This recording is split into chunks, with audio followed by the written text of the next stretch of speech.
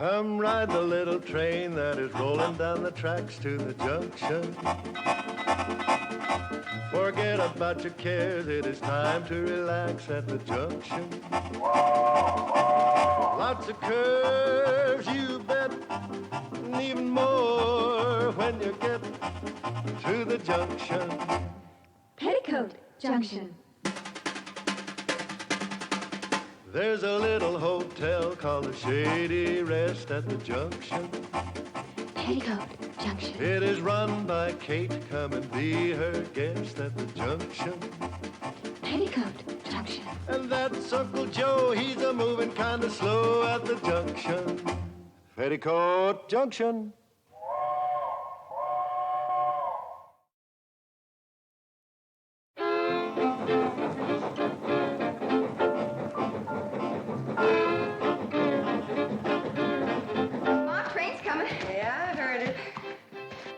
Swimming in the water tower again, weren't you?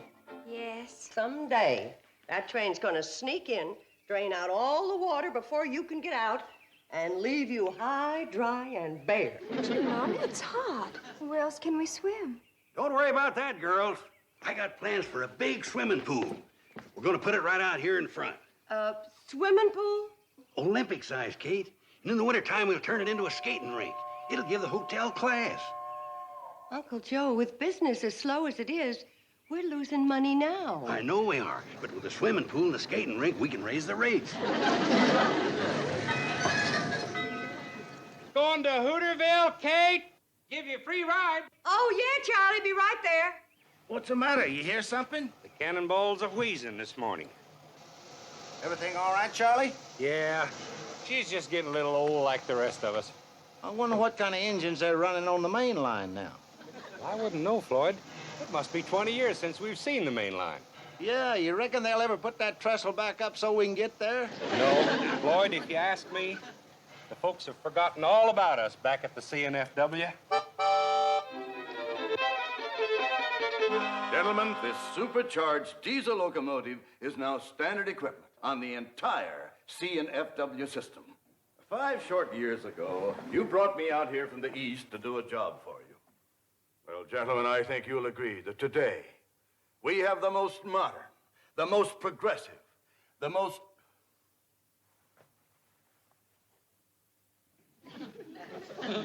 What is that?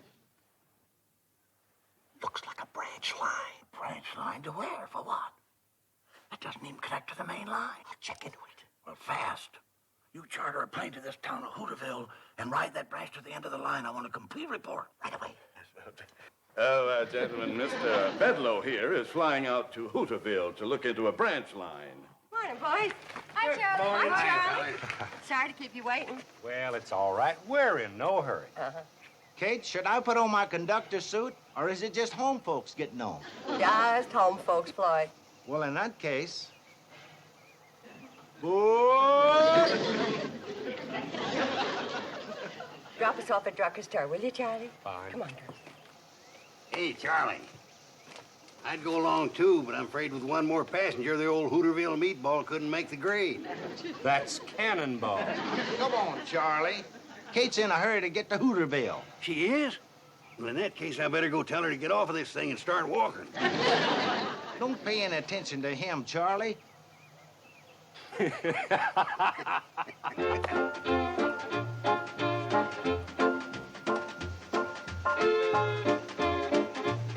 Hi, Kate.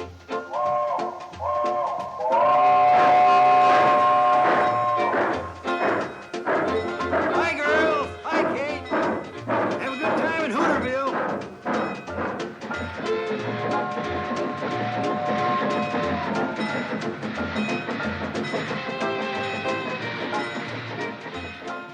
Hey, it didn't stop. They overshot the station. Oh, they didn't. They'll stop down at the general store. General store, but the station's up here. Yeah, but they're letting Kate and her girls off to do their shopping. Who in the blue blazes is Kate? Runs the hotel between here and Pixley. Well, you must be from a long ways off. You ain't never heard of Kate Bradley and her girls. Hi, Mrs. Bradley. Hello, Herbie. Hi, Herbie. Hello, Herbie. Bobby. Hi, Herbie. Hi, Billy. Herbie, we don't want to keep the train waiting too long. Yes, Mrs. Bradley. I've already got some of your regular order ready in the back. We figured you'd be in today. Come on, girls, let's get busy. Are they just gonna park there and wait while that woman does her shopping? They usually do. The boys are real fond of Kate. Well, what do the boys think they're operating? A train or a taxi? Well, a little of both, I reckon. When I get through, it won't be either one. I'll melt that thing down for paperweights. Oh, Floyd and Charlie must be tired of waiting. Let's get the rest of the supplies out to the platform. I'll go see if Billy needs any help. Mom! Oh, can we get some new swimming suits? No, we cannot. Summer's over and put them back. Okay. I'll help you, Billy. Come on, girls. Aboard. Get a move on, girls. Train's waiting.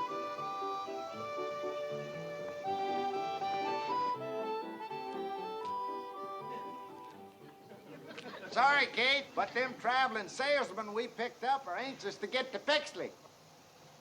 Yeah. Sure sorry to rush you, Kate. Worked out fine, Charlie. Got all our shopping done. Good. All right, let's get the baggage aboard. Don't bother about it, ladies. Old Floyd and I'll put her on there They for can you. help a little.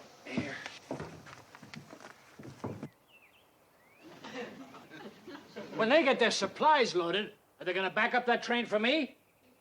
Wouldn't count on it. They don't even know you're here. Well, then, by thunder, you're gonna hightail it down that track and tell them. I wouldn't count on that either. What's your name? Sam Drucker. What's yours? Homer Bedlow. And you're fired. There's another thing I wouldn't count on. Mr. Drucker, I happen to run this railroad, and you're no longer working for it. Never did. I happen to run the general store. What the devil are you doing here? Why aren't you down at your store? Well, I tell you. You see, Kate ain't got the money to pay for all them supplies she just bought. And it's a heap less embarrassing for her if I ain't there. Well, if this isn't the nuttiest. Looks like that'll do it, Floyd. Well, best we get rolling now. Betty Jo, would you like to take the throttle? Can I, Mom? You always do going home. Get me up a good head of steam, Charlie. I'll have to highball it to make the hotel in time for supper. Right. Take it easy on Dead Man's Curve. Come on, Billy Joe. In a minute, Mom. Bobby Joe. I'm in here, Mom. Oh. Hey! He yelled all aboard. Yeah, if you want to cash your train, you'd better start shanking it down your track. I'll melt the whole works down for paperweights. Wait a minute! Stop the train! Hey, wait! Hey, come here! Hold the train! Wait a minute!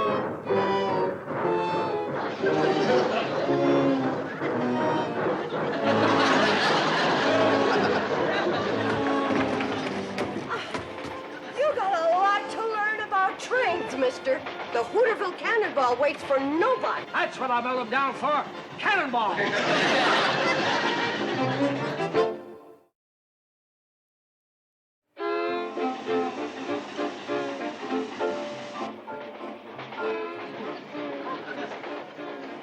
Where's your sister? You mean Billy? Now, who else would I mean? Well, I think she's back there, Mom. Back there, all right. Excuse me. Excuse me. I want to talk to my daughter about the menu for my hotel. Train gets there just about supper time. She and her sisters wait table in the dining room. Sisters? You got more like her? Oh, 3 in the hall. Billy Joe, I think this evening we'll have fried chicken, mashed potatoes with cream gravy, corn on the cob with fresh churned butter, hot biscuits and jam, fresh apple pie with homemade ice cream, and, let's see, what else? Does the train stop long enough for us to eat at your hotel? Oh, well, I think it can be arranged. But the safe thing to do is plan to spend the night. You'll never get up to a better breakfast than at the Shady Rest. Come on, Billy Joe.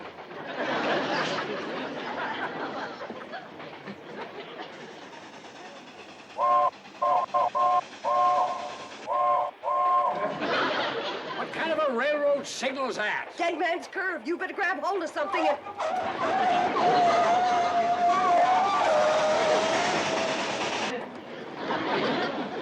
Whoever's highballing that locomotive up there is either drunk or crazy.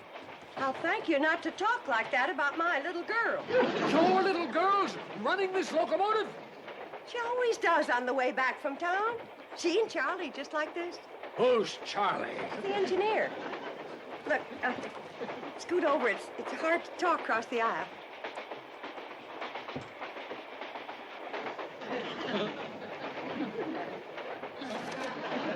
You one of those reporters? In a way, yes. Well, Charlie Pratt's the best engineer that ever popped a head of steam. And he's letting your child drive this locomotive? Been driving it since she was knee-high to a cowcatcher.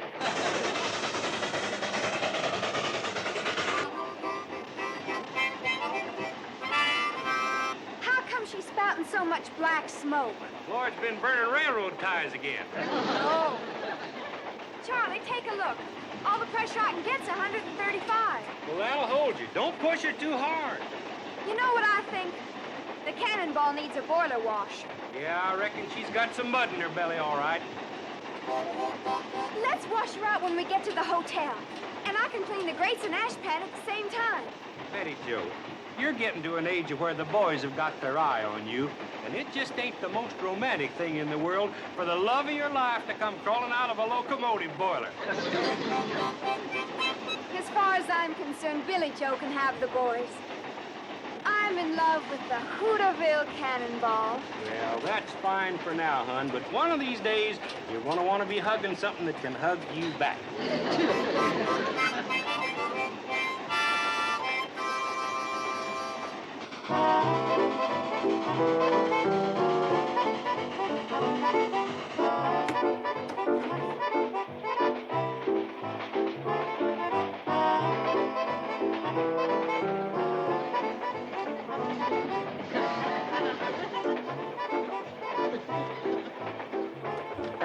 Billy Joe, you change places with your sister.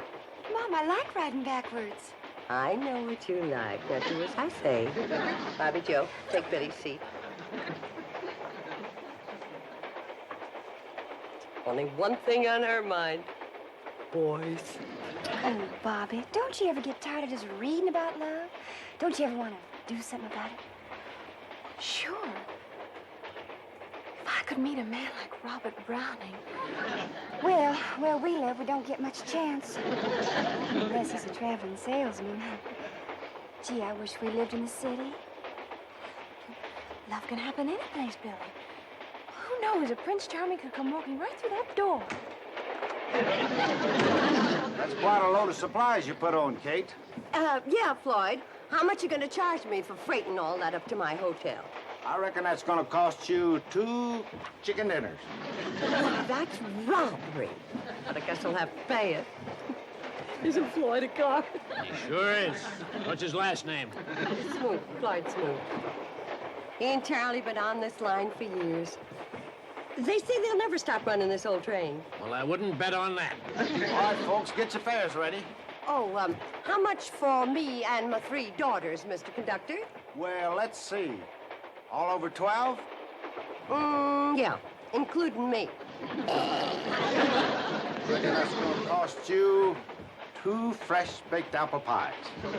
Prices. Well, the railroad's gotta make a profit.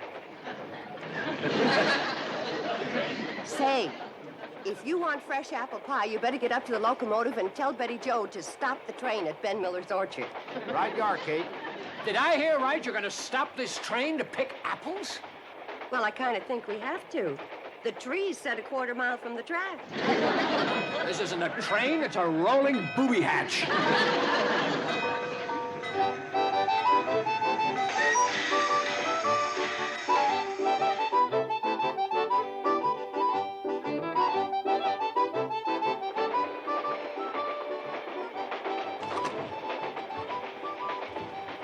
Hi there. Mind if I have an apple? Help yourself. Excuse me. This what you're after?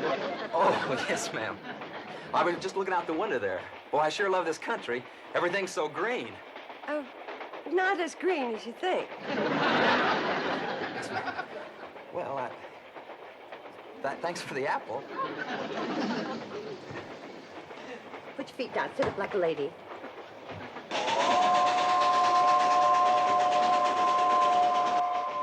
Well, we're almost there. Almost where? My hotel, the Shady Rest. I don't see any hotel. Sets up above the tracks on a little rise.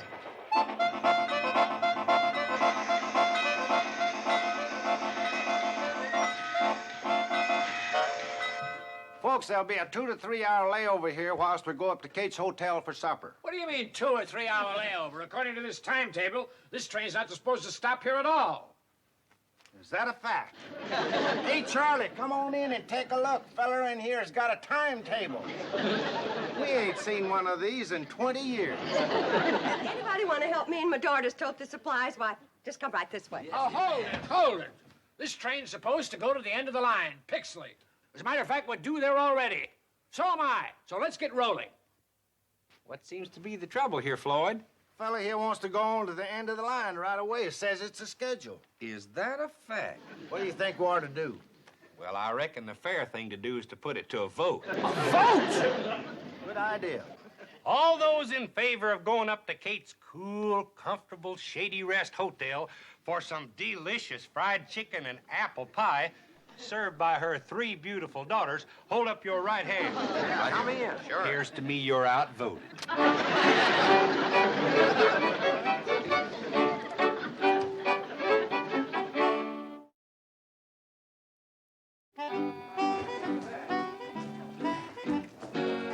through there to the kitchen. Johnny Floyd, show them the way. I appreciate this very much. Just set it down in the kitchen, Oh, me. Uncle Joe found his Indian. Hide it again, girls. Hey, this is quite a place. Even got an elevator, huh? Oh, it doesn't run. Uncle Joe bought it. He said it gives the hotel class. Oh, yeah? Honey, I'm gonna tell you what gives this hotel some class. Step back. Going up. Going up. It's Uncle Joe's minor bird. We use this for a cage. Yeah. Now then. Going up. Second floor. On the way, my daughter gets off in the kitchen. Charlie, Floyd, show the gentleman where to wash up for supper. Sure, I'll show you, fellers.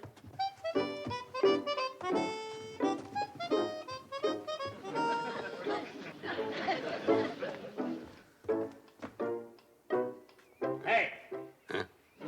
This place got a telephone? You bet it has. It's the only telephone between Hooterville and Pixley. I was the one that got it and put it in. Never mind that. Where is it? Oh, say, mister, I'd like to tell you a story about that telephone. I was out... Just tell me where it is. There you go through that door there, and it's on your wall to the right.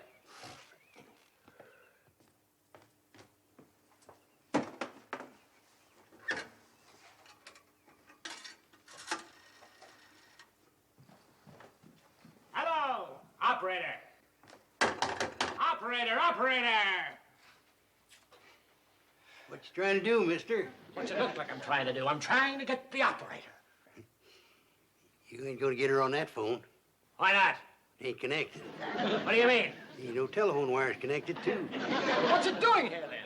It gives a hotel class.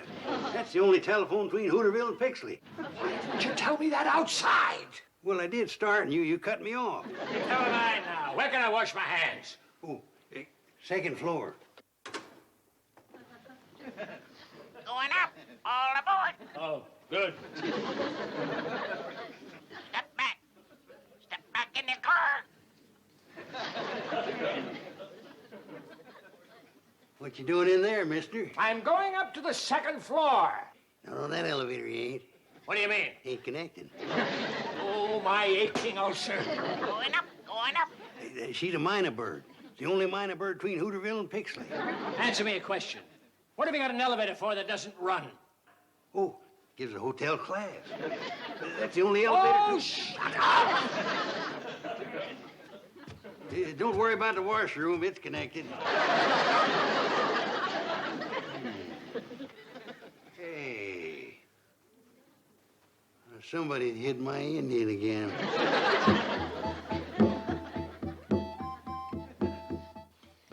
Woo!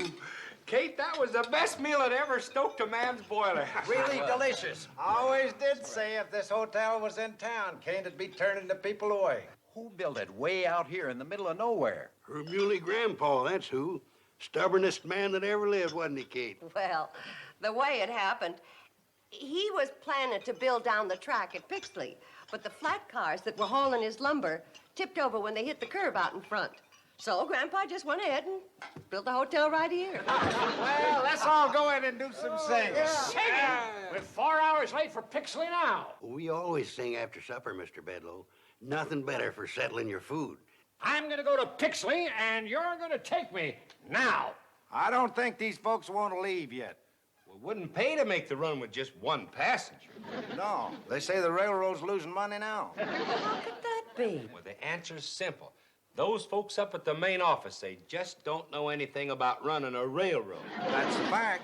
Now let's all go in and do some singing. Right. Now you just hear this. For your information, I'm one of the fellows at the main office. As a matter of fact, I'm one of the main fellows at the main office. And I got news for you. The train from Pixley to Hooterville is no longer in operation. It's scrapped, junked, and everybody connected with it is discharged, fired. Now go and sing on that. If you scrap the train, it'll ruin this hotel. That's your problem. Why, you know Now, good. Uncle Joe, angry words never settled any problem. Let's just all go in and decide what we're gonna do.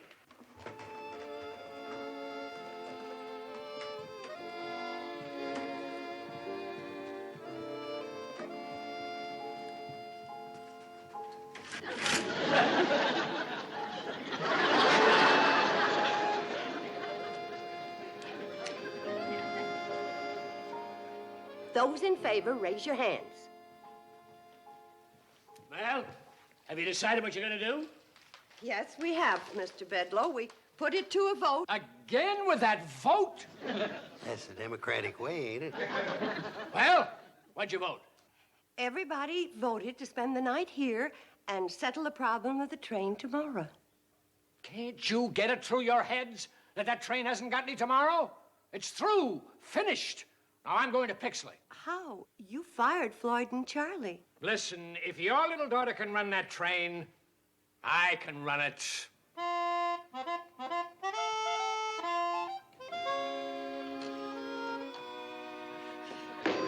What's the matter? Why won't you run? Maybe you haven't got enough pressure. Try the whistle.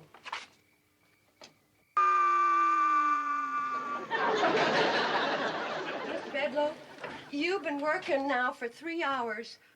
Why don't you come on up, take a nice hot bath, and go to bed? No, this is my train, and I say it'll run. Oh!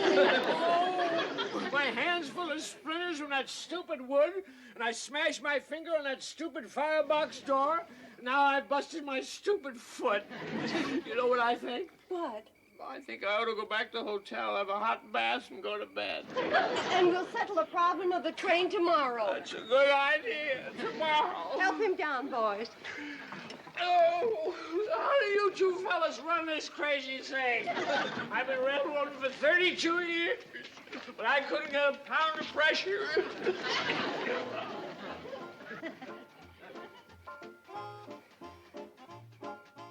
Don't you worry, old girl. We've been through a lot together, and we'll get through this, too.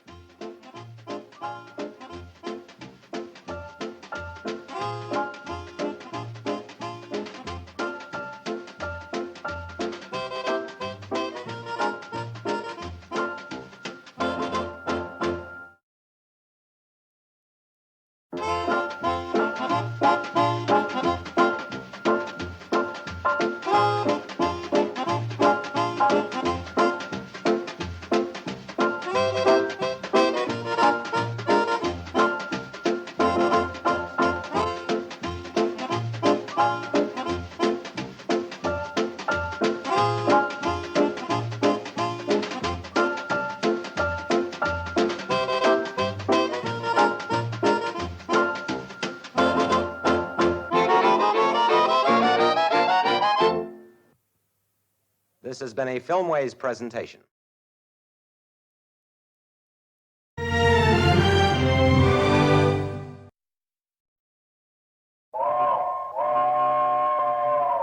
Come ride the little train that is rolling down the tracks to the junction. Forget about your cares, it is time to relax at the junction. Lots of curves, you bet, and even more when you get to the junction. Peoticoat Junction. There's a little hotel called the Shady Rest at the junction. Peoticoat Junction. It is run by Kate. Come and be her guest at the junction. Peoticoat Junction. And that's Uncle Joe. He's a moving kind of slow at the junction. Peoticoat Junction.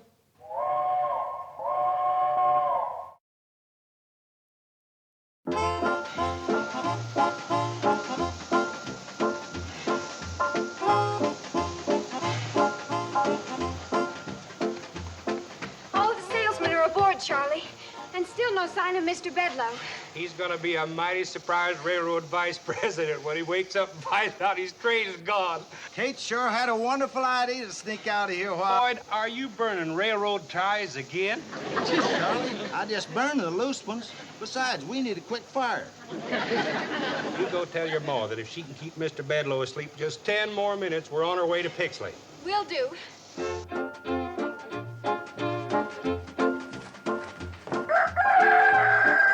You wake up Mr. Bedloe.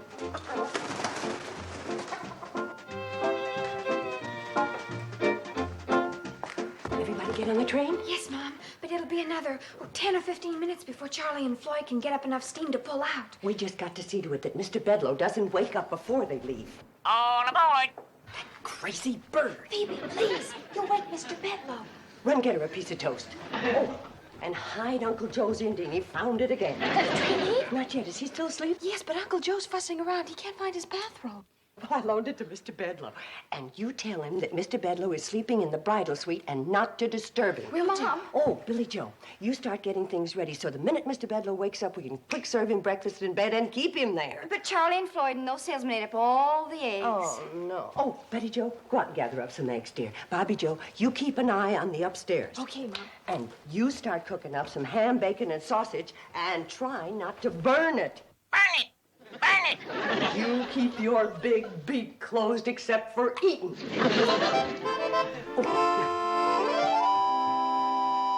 What do you mean, Mr. Bedloe's sleeping in the bridal suite? You ought to be sleeping in the barn, and I want my bathrobe back. There's Uncle Joe. Mother says he's not to be disturbed. We'll see about that. Kate! Shh, wake him.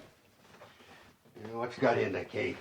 City feller comes in here, shuts down the railroad, fires everybody, ruins the hotel, and she gives him the best room in the place. Kate! Shh, you're gonna wake Mr. Bedloe.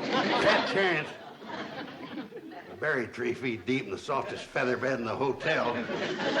Kate! Uncle Joe, please, you'll wake Mr. Bedloe.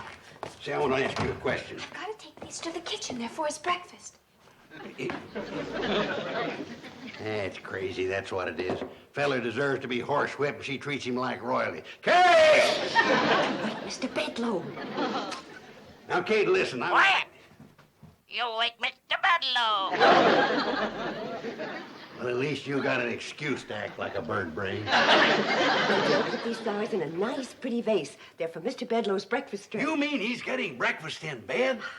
As soon as he wakes up. I ain't a hearing right. I can't be. Didn't he sit right here at this table last night and say he was shutting down the railroad? Yes. And won't that shut down the hotel? Yes. Well, then what in the name of blue thunderation? Mr. Bedloe's awake. He left his eggnog tray outside the door. Eggnog tray? Well, we served him hot eggnog last night about midnight. To get him to sleep. Now, you go help your sisters get Mr. Bedloe's breakfast up to him. I don't want him having to come down to eat. Oh, okay. Now, Uncle Joe, you sit down there and I'll explain all this. What is there to explain?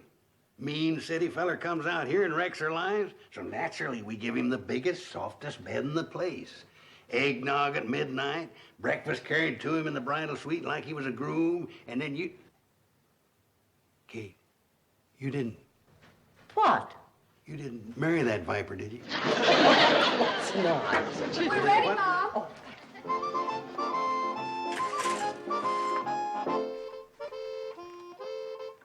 That's very nice.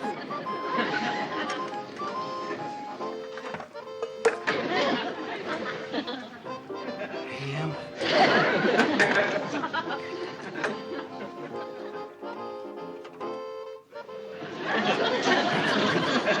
Remember, girls, pretty smiles and happy talk. Ain't you going up and move his jaws for him so he won't have to chew? Joe, I'm doing everything for a reason. Now sit down and I'll explain. I know it looks like I'm being awful soft-hearted. Soft-headed. Before Mr. Bedloe can give orders for shutting down the railroad, he's got to get to Pixley. The only way he can get to Pixley is on the train, and the train is here. Now, if we... It won't work, Kate. I see what you're driving at, but it won't work. You can't keep the train here. It's got to go into Pixley to take those salesmen that spent the night here. Well, Uncle Joe... Now, your second mistake was in thinking you could change Bedloe's mind by being nice to him. Feller like that, you gotta outsmart, outthink. Uncle Joe... I got it. We'll sneak everybody but him onto the train and send it on into Pixley before he comes down. Kate, you know, putting him in the softest bed in the quietest room and taking his breakfast up to him was one of the luckiest blunders you ever made. Just playing right into my scheme. Who's blowing that locomotive whistle? My guess it'd be Charlie. He's the engineer. He'll ruin all my plans.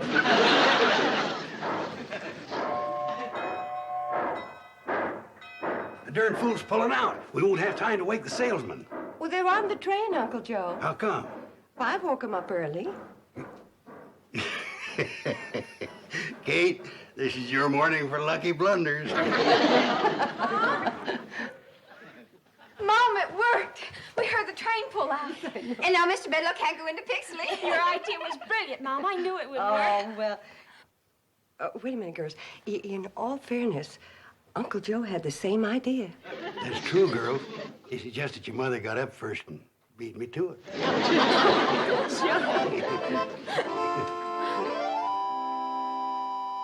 Where did Mr. Bedloe?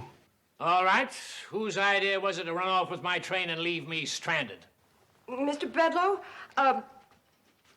gentlemen are not permitted in the dining room in their robes. I am no gentleman, and this is not my robe. Now, do I get an answer to my question? All right. We'll let the government settle it. Stealing trains happens to be a federal offense, and everybody connected with this conspiracy is in very serious trouble.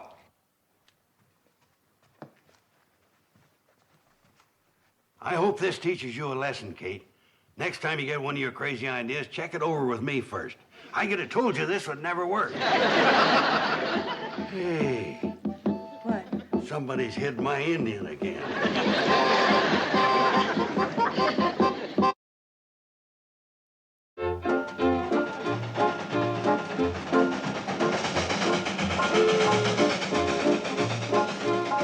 Charlie, I feel kind of bad about us running off, leaving Kate to face the music. Well, if it was anybody else but Kate, I'd be mighty worried. But that's one woman in a million. She sure is. I never met a woman yet to compare with Kate. How come you never asked her to marry you, Floyd? I don't think I'm good enough for her. How about you? I feel the same way. You do? I don't think you're good enough for her either. We're coming on into Pixley. Think we better stop? Well, if we turn around and go back to Shady Rest, Bedloe will grab the train. Oh, I don't think so. By the time we get back there, Kate'll have him eaten out of her hand.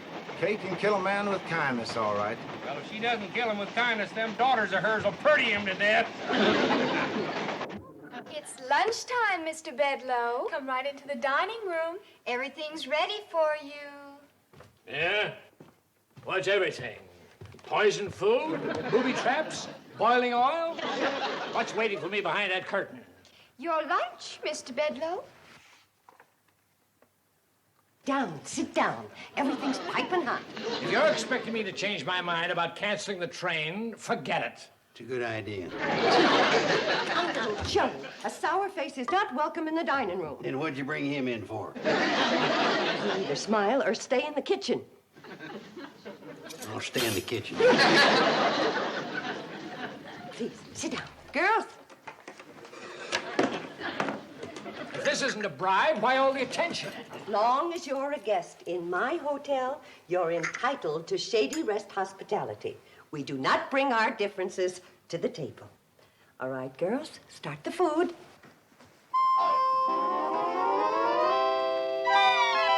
More coffee? More pie, Mr. Bedlow? More cake? How about some more homemade ice cream? And this time, try my hot fudge on a sundae instead of strawberries and peaches. Oh, please, no more. I've never had such a meal in all my life. Oh, come on. I'll bet your wife cooks a better meal than this every day. Some women don't care about cooking. They're meant to just sit around and look beautiful.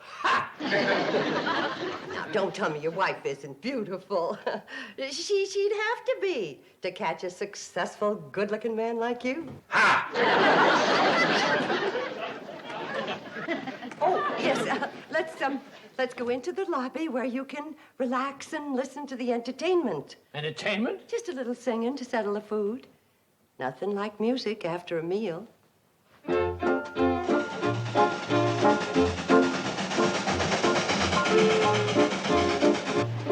are you trying to do? Jump the track and get a song wrote about you like Casey Jones? Well, I figure the faster we go through Shady Rest, the less chance Bedlow's got of stopping us. We're better than 20 miles out of Shady Rest. Look at it this way, Charlie. The longer we take getting there, the longer Kate and her girls is going to have to work on Bedlow. That's true. I bet they're really melting him down. Oh, I'd sure like to be in his shoes right now. Floating like a zephyr on the soft summer air. Very nice. Lovely voice.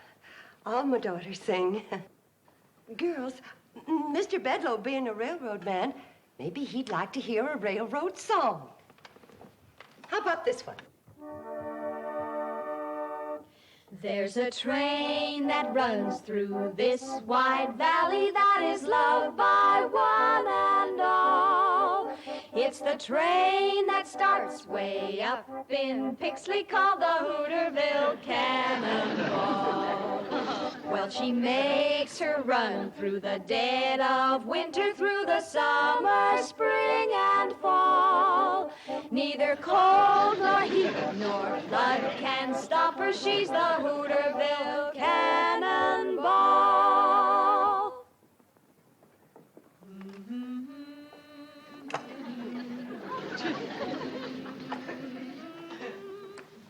Yes, Mr. Bedlow. The folks in this valley depend on that train. It hauls the farmers' crops to market. It takes their children to school. It brings their supplies from town. And on Sunday, it makes a special trip just to take folks to church. When my 3 babies were born, who came screaming through the night to bring the doctor to my side?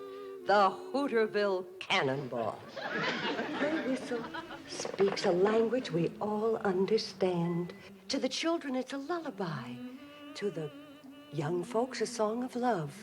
And to the old, a hymn of comfort.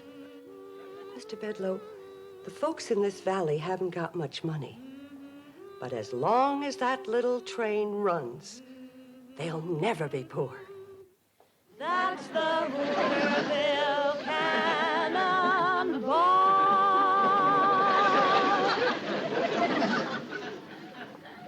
Mrs. Bradley, I came here in anger, and you repaid me with kindness. I gave you bad news, and you gave me warm and friendly hospitality.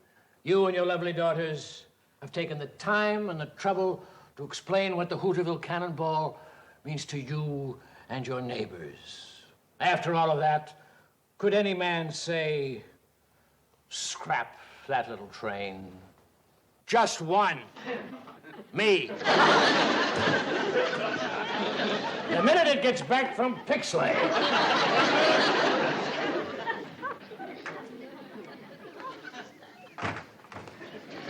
Oh, Mr. Bedlow, have a chair. Thanks. I will.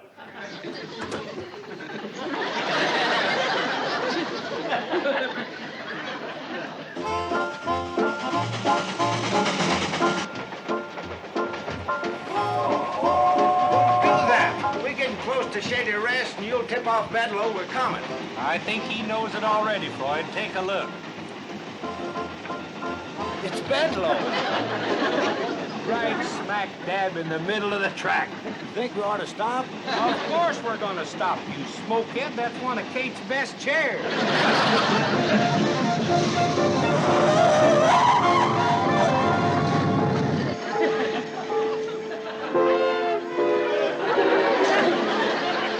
Mr. Bedlow, listen to me. I got something to tell you. Please. Wait a minute.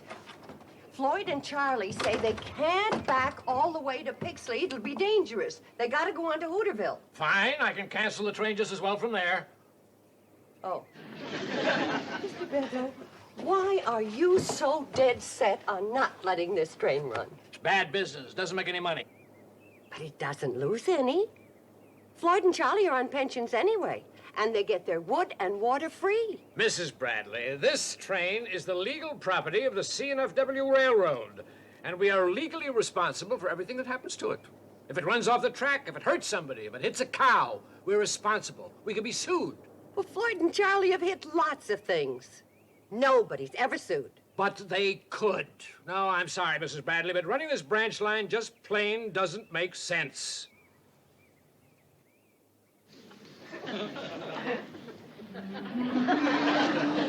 Doesn't it make sense to help folks when they need it? Bring the doctor when you're sick. Take little children to school. Forget it. It won't work. You go up there and tell those two clowns in the locomotive they got 60 seconds to get this thing rolling, or I'll cut off their pensions.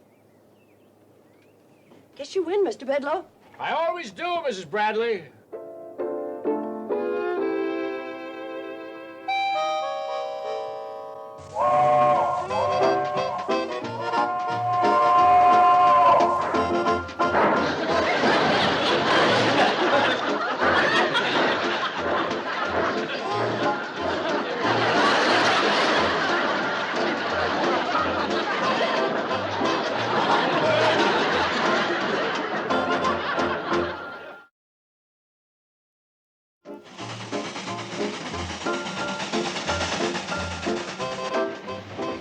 You know, Kate, this is the first time you ever rode up here. And the last. Why did you say that? I thought you had a scheme to keep this old train running. Oh, well, I have. That's why I'm going into Hooterville, but it's scary riding up here going so fast. Those things ever blow up? This one never has. You just might today, though. Why? You're squeezing that pipe so hard you're shutting off her water. Can't you go a little faster, Charlie?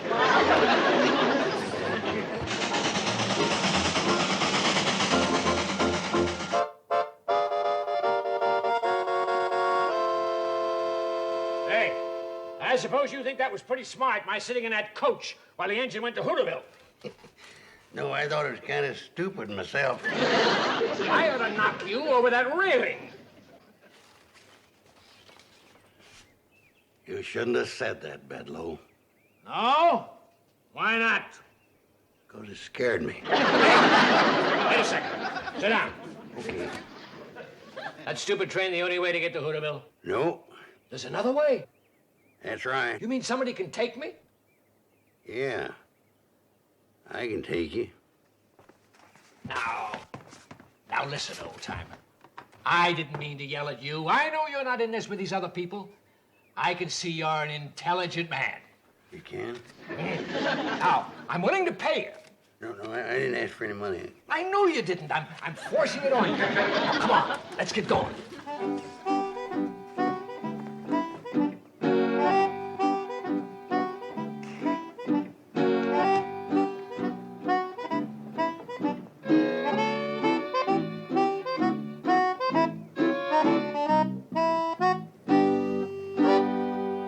Hey, is this? I thought you were going to take me to Hooterville. I am. We'll never get there before tomorrow if you don't walk faster. Walk? The only way you can get there outside the train. Well, why didn't you tell me? You didn't ask me. Let me have my money back.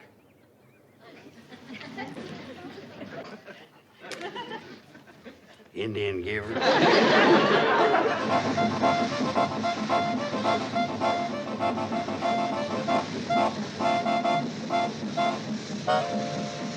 Hiya, boys. Hi, Sam. Kate. Oh, listen. Sam, I need your help. If we don't do something, Charlie and Floyd are going to lose their train. Well, I hate to tell you this, but they've already lost part of it. I don't mean that. Boys, you go on down and turn around and pick us up on the way back.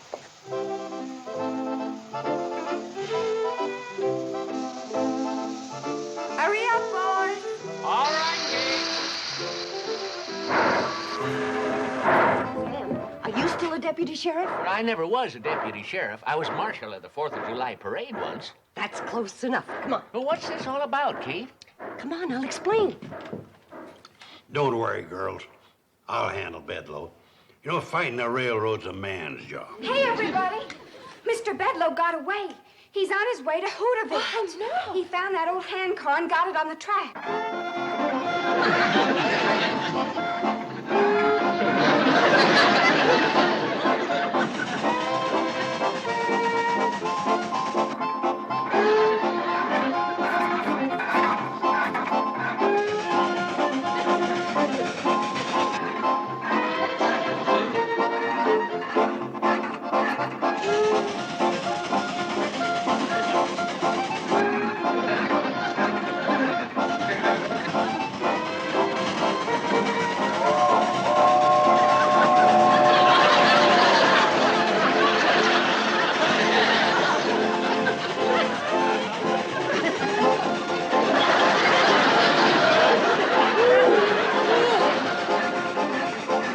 Get out of here!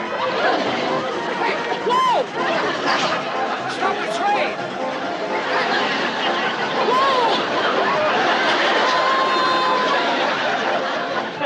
Put him on the sofa, boys. Is he hurt? No, he's just all pumped out. He'll be all right as soon as he gets his wind back. We're running for 5 miles.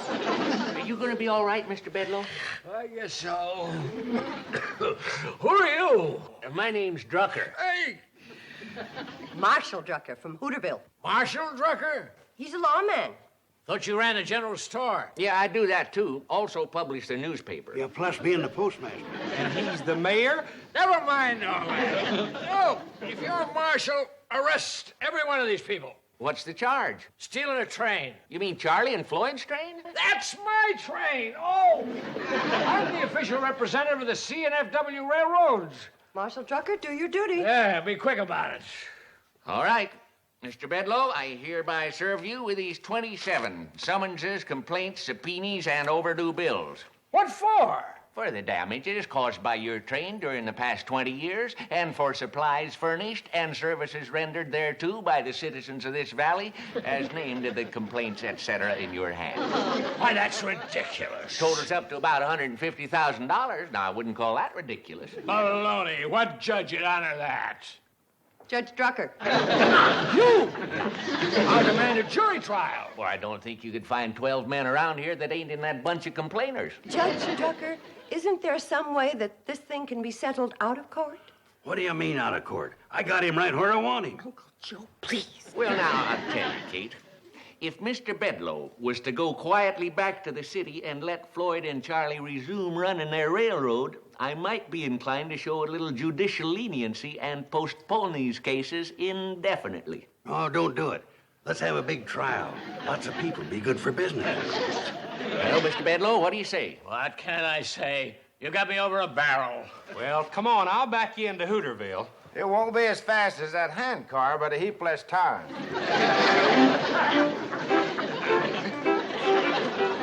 Well, Kate, you've pulled some beauties today. But letting him go was the biggest blunder of all. Oh, you think so? Well, he admitted himself we had him over a barrel. Well, I'm sorry. I don't blame you, Kate. But from now on, leave these things up to me. You know, fighting a railroad's a man's job. I'll remember, Uncle Joe.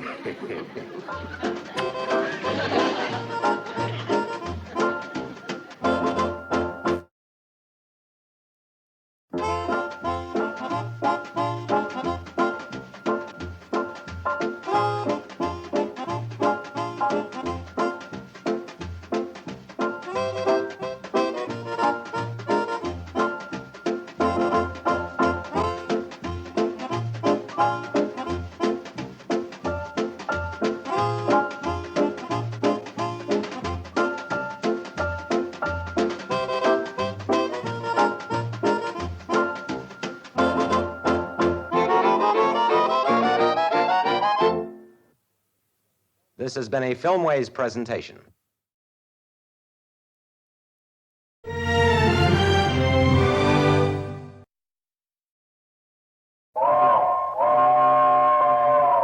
Come ride the little train that is rolling down the tracks to the junction. Forget about your cares, it is time to relax at the junction. Lots of curves, you bet, and even more when you get to the junction. Peoticoat Junction. There's a little hotel called the Shady Rest at the junction.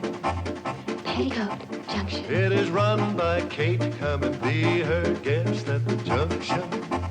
Petticoat Junction. And that's Uncle Joe. He's a moving kind of slow at the junction. Petticoat Junction.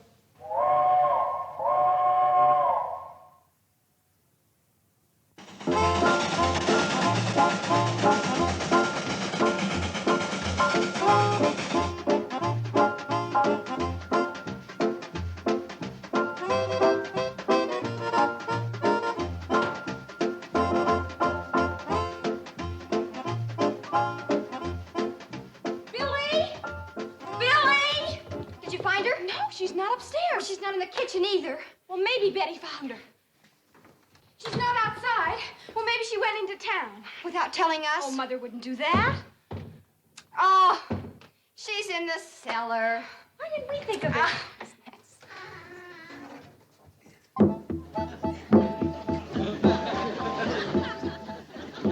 All right. Who hid my Indian? Uncle Joe, we're worried. We can't find Mama. Now you know how I feel when you hide my Indian. Oh, Uncle Joe, this is serious. I don't know where We've looked all over the house. All right. Stop chattering like a nest full of baby blue jays. Your ma went to town. She left a note. What does it say? Nothing, just that she went to town. But I'm worried. Me too. So am I. What about? Well, Mom didn't sleep a wink last night. We heard her walking the floor all night long. And she didn't eat a bite of breakfast. I'll bet she's still worried about the train, Uncle Joe. Afraid the railroad's gonna scrap it. Relax. I took care of that railroad man. He wouldn't dare scrap the Hooterville cannonball. Has anyone heard the train this morning? No, I haven't. I haven't either. Then Mother must still be at the track waiting. Come on, let's go.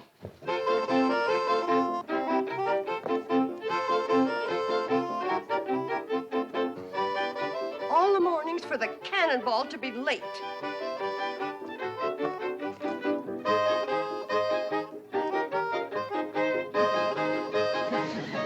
Mother, no! Don't do it! Don't. Won't do what? I was listening for the cannonball. It's 2 hours late. Mother, do you think the railroad has scrapped it? Of course not. There's nothing to worry about. Then why were you awake all night? I was reading. Walking the floor? If I read in bed, I fall asleep. Mother, you're worried about the train. Oh, I am not. Well, you didn't eat a bite of breakfast. Of course I did. I had coffee and buttered train. Toast.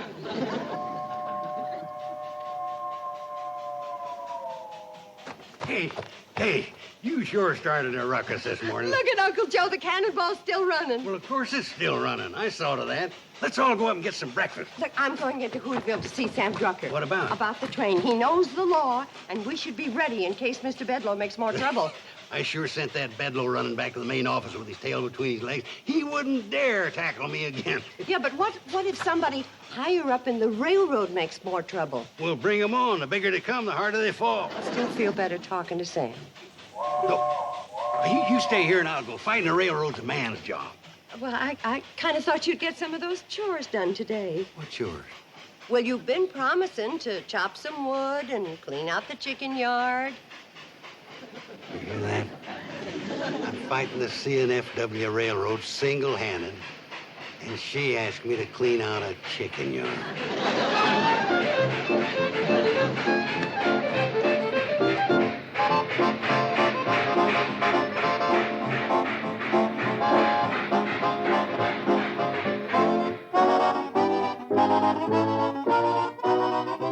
Bedloe, you had a job to do, and you didn't do it. But, Mr. What Curtis... do those rubes do to you back there? You used to be the best hatchet man this railroad ever had. Now look at you. You couldn't chop your way through a watercress sandwich. Mr. Curtis... Don't just stand there. Start lying. Yes, sir. Well, Chief, I saved this line at least $150,000. If we junked the Hooterville Cannonball, those people were going to sue us for damages. Let them sue. Why do you think we're overpaying our lawyers? Gentlemen, I tell you the Hooterville Cannonball is through. But it's such a quaint little train. The CNFW doesn't have room for quaint little trains. Now, if we hook up the main line from Hooterville, extend the branch from Pixley to our existing track, we can cut 30 minutes from the schedule of the Fenton City Flyer. 30 valuable minutes. And that means money in the bank for the CNFW. But, Chief, you can't send the flyer through that valley. There are too many curves. We'll straighten them. And the trestle that connects with the branch line is absolutely ruined. The others are too narrow and old. We'll build new ones out of concrete and steel. But the right-of-way is full of hills. We'll level them. And swamps. We'll fill up the swamps with the hills. Gentlemen, we'll send our diesels through there so fast, those Hooterville hicks will think they're living on a launching pad. Now, I will have a full report for you by the end of the week. I am going into that valley incognito and make a personal survey. But Mr. Incognito, Mr. Bedloe. You see, that's where you made your mistake. You told them who you were, and they ganged up on you. Miss Hammond, I want you to have my helicopter and wrinkle me a suit. Have them both on the roof in 20 minutes. Yes, sir.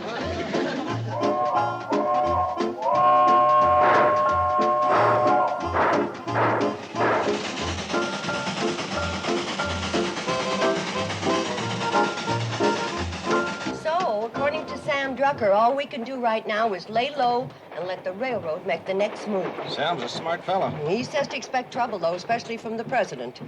Remember how mean Mr. Bedloe was? Honorest man I ever met. Well, from what Sam's heard, the president of this railroad makes Mr. Bedloe look like a Sunday school teacher. Floyd, look. It's a helicopter. Yeah. What do you suppose that whirly-bug's doing around here? Put me down outside Hooterville.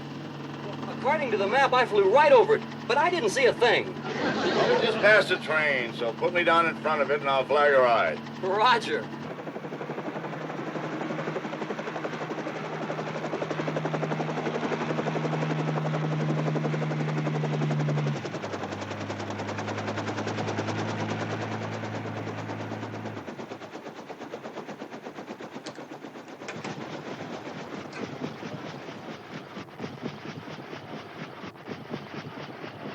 Don't forget now, I'll be waiting at Hooterville, ready to be picked up Friday noon.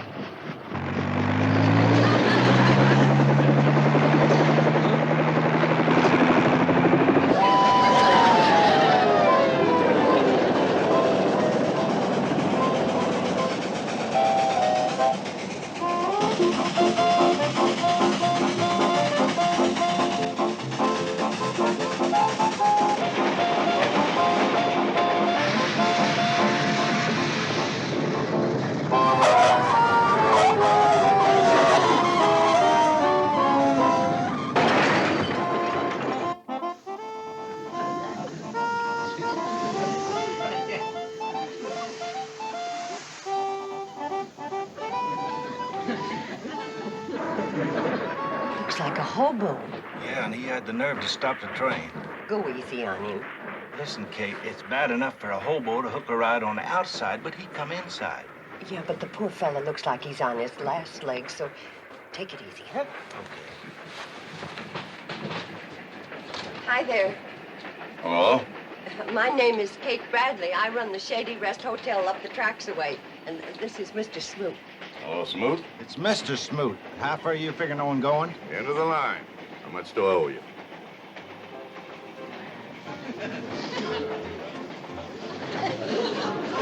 Well, my secretary must not have put any money in these clothes. I've got money. Sure you have. Sure you have.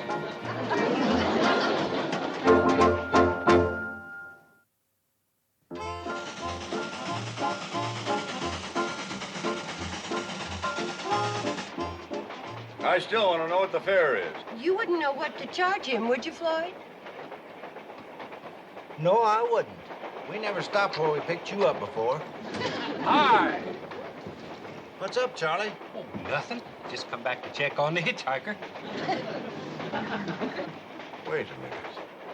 You're the engineer, aren't you? Yep, sure am. Well, then who's running this train? My little girl. What? Betty Jo, my youngest daughter. Runs the train real good, too. Come on, Floyd. We're almost to the trestle. See you later, folks. They let your daughter run this train, a child? She's been running it for years. Has a real steady hand on the throttle.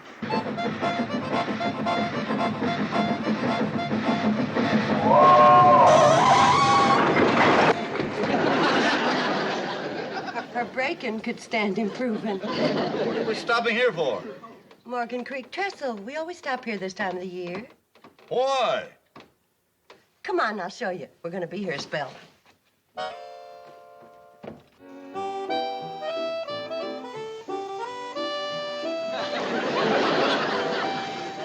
I'm all baited up and ready to go.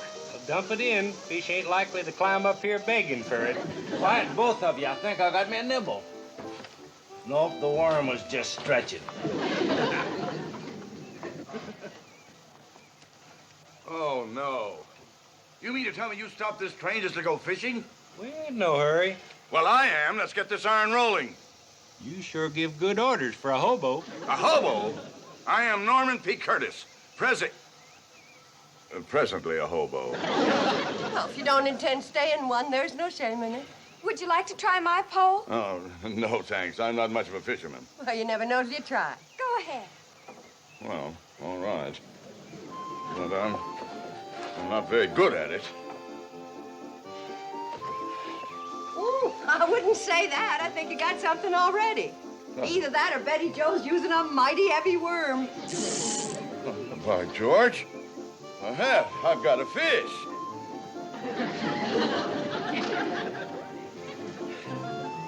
Look, a fish.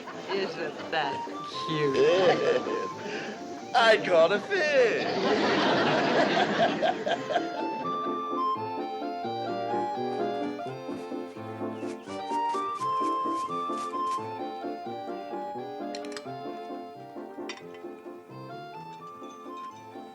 I haven't had a meal like this in years.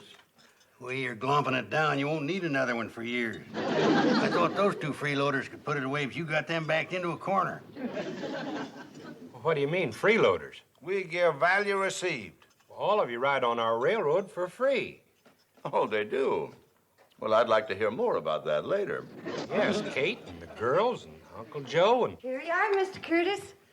The piece de resistance. Oh, Mrs. Bradley, I don't think I have room for anything more. Oh, you're just being modest. The way you pack it in, you could give stuff and lessons to a silo. You'll have room, all right. Regarde. Poisson a la Curtis. My fish. Where? Right there under that sprig of parsley.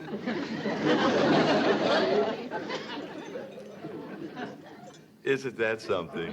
What'd you call it? Poisson. That's French for fish. I've seen heftier looking guppies. This one did lose a little in the translation. Mrs. Bradley, I can't remember. Kate, Oh, Kate, thank you.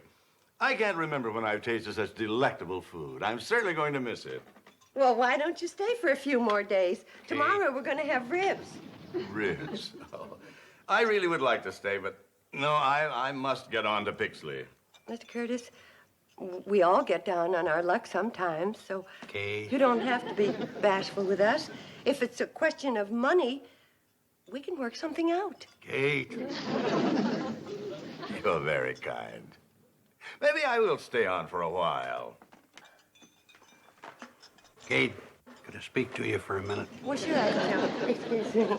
And just holler when you want dessert. We're going to have gooseberry turnovers. Gooseberry turnovers? Oh, marvelous.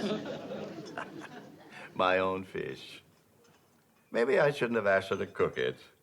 Maybe I should have had it mounted. Kate, why'd you have to invite him to stay? Why not? He's a very nice man. Have you seen him eat? He's got more stomachs than a camel. Poor man. Poor us, you mean. Why, he's had everything but the delphiniums Betty Jo painted on the plate. Uncle Joe, I got a feeling about Norman Curtis. His coat may be frazzled, and he may be coming apart at the seams, but underneath it all... He's a tramp. He's a gentleman. I can tell. And you got no call to whittle on a man just 'cause he's come on hard times. Well, if he don't stop eating, our hard times are going to be asking his hard times to move over. It's our bounden duty to help him. Anybody can tell he's seen better days. Not better eating days. Kate, you're a mighty poor judge of character. Now, that Norman is a freeloader if I've ever seen one. He's not a freeloader. I ain't seen the color of his money, have you? Well, I'm going to let him work out his keep. He's going to work? Sure. You've got a lot of chores that haven't been tended to. Norman can be your helper. Helper. Oh, well, that's different. Maybe I better go and see if that poor fella needs some more food.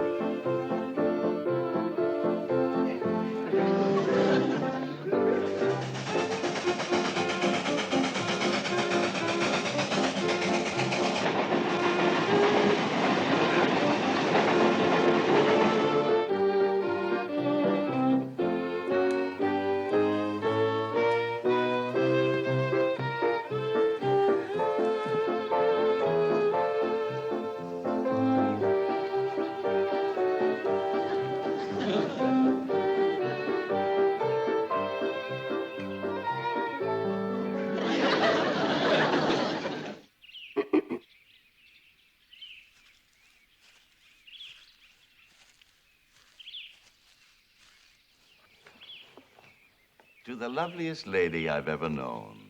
Thank you, Mr. Curtis. Norman, please. Tell me, Norman, is that a compliment to my personality or to my cooking? Both. You know, Kate, I think these have been the happiest days of my whole life.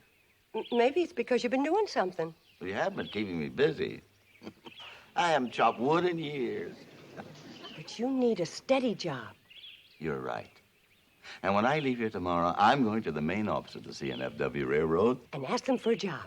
Any kind of a job. Oiling, wiping, walking track. Why, with your brain, you could work up in no time. You really think so? Oh, yes, Norman. You got it in you. You set your mind to it, and in 5 or 10 years, you'll go right to the top. I'll be so proud. I'll point at you and I'll say, that's my friend, Norman Curtis, station master. Well, let's not aim our sights too high. Mr. Curtis, any special song you'd like to hear? Yes. How about Apple on a Tree? I don't think we know that one. Billy Joe, do we know Apple on a Tree? No. We don't know that one. Oh, that's the finest song you ever heard. Here, give me that thing.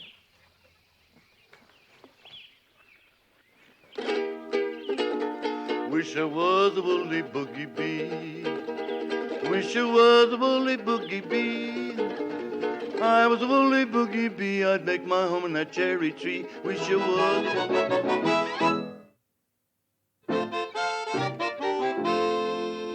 Your president did not fire blank cartridges in Hooterville. I did not permit mawkish sentiment to influence my decision.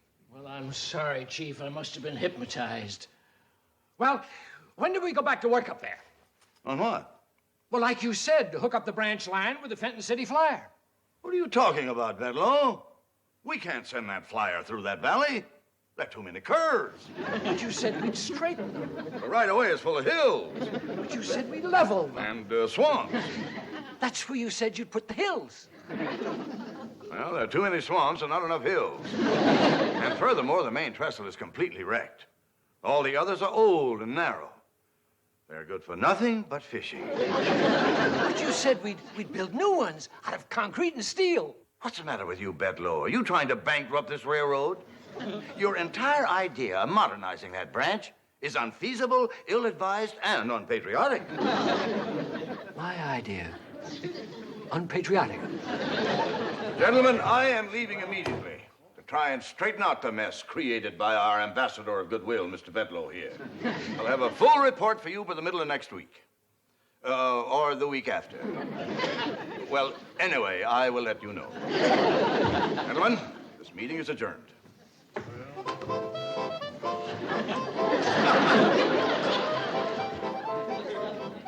Oh, Miss Hammond, dear.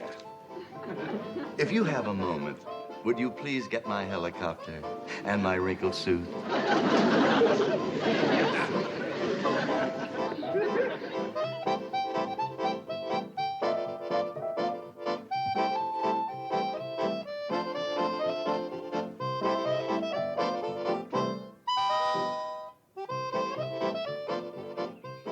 I sure hope Mr. Curtis got that job.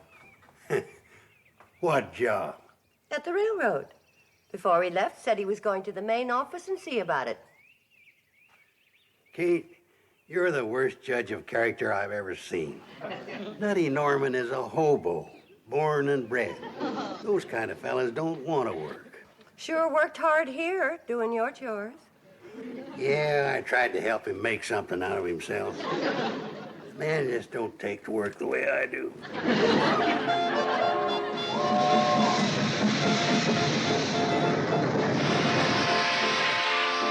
Thanks for the lift, fellas. Oh, will I see you at lunch tomorrow? You'll see us for supper tonight. The way you eat, there won't be no tomorrow.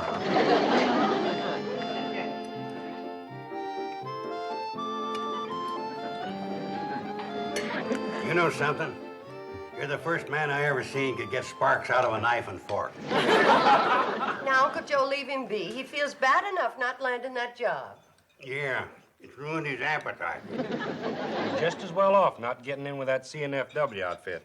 Yeah, I hear they are all a bunch of nuts. That's the case. Nutty Norman ought to be president. Now, that's enough. I do hear they're awful hard-hearted, especially the president. They say he's a terror. Did you get a good look at him when you was up there? As a matter of fact, I did. What does he look like? Well, he's a pretty good-looking fella. And rather nice when you get to know him. You're as poor a judge of character as Kate. That skunk's trying to scrap our railroad. Oh, well, wait a minute. It isn't altogether that skunk's fault, the president's fault. As a matter of fact, he wants to save your railroad. He does? Yes, he really does, Kate. But you see, he's accountable to a board of directors, and they are accountable to the stockholders, and, well, you know stockholders. Well, when the fiscal year terminates, they want those net profit dividends to be commensurate with Norman. When you try to talk business, you're pathetic. Stick to eating. That's what you do best. You don't sing bad. Speaking of that, let's all go outside and do some singing. We've got a surprise for you, Mr. Curtis. Oh, really? I wish I was a woolly boogie bee. I wish I was a woolly boogie bee. If I was a woolly boogie bee, I'd make my home in that old cherry tree. I wish I was a woolly boogie bee. Yeah, doing our song.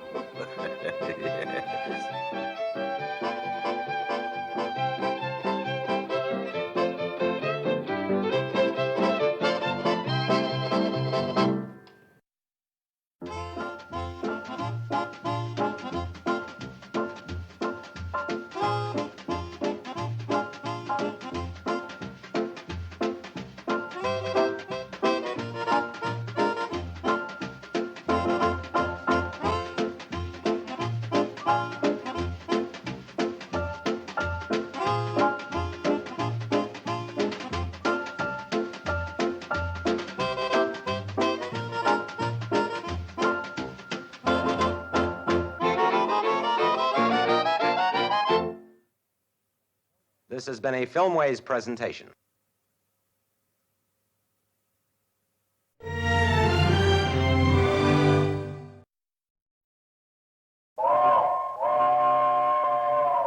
Come ride the little train that is rolling down the tracks to the junction. Forget about your cares, it is time to relax at the junction. Lots of curves, you bet, and even more when you get to the junction. Peoticoat Junction. There's a little hotel called the Shady Rest at the junction. Peoticoat Junction. It is run by Kate. Come and be her guest at the junction. Peoticoat Junction. And that's Uncle Joe. He's a moving kind of slow at the junction. Peoticoat Junction.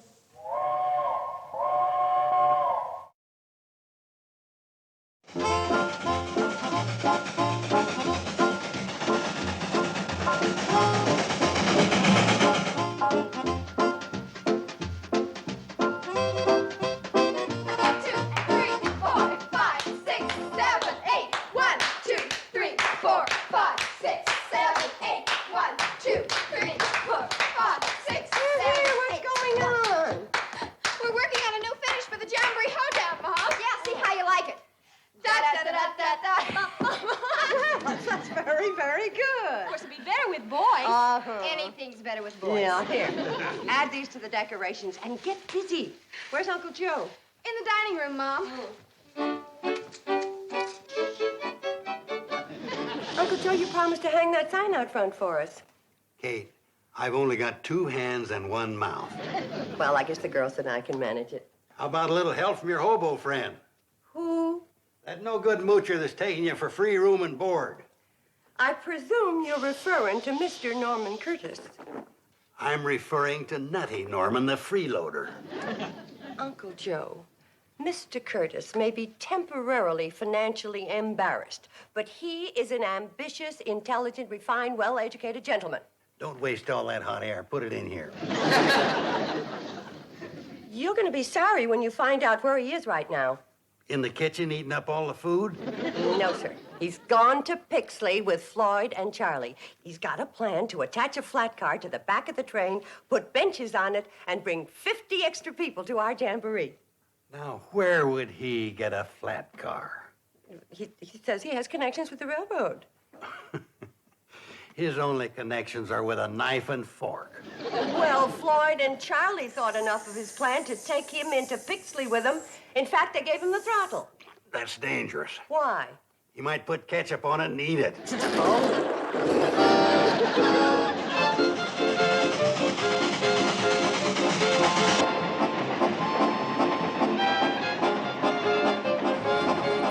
looks happy, don't he? Of course he does.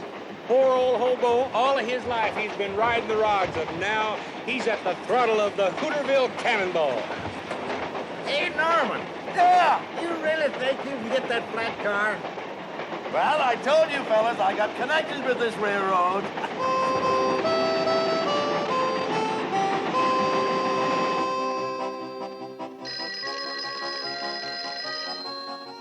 Mr. Curtis' office. No, I'm sorry. Mr. Curtis is out of the city for a few days. Secretary of Labor? Yes, I'll tell him. Mr. Curtis' office? No, I'm sorry. He won't be able to go to Washington for the White House conference. Mr. Curtis' office? No, I'm sorry. He's someplace between Hooterville and Pixley. I don't know where they are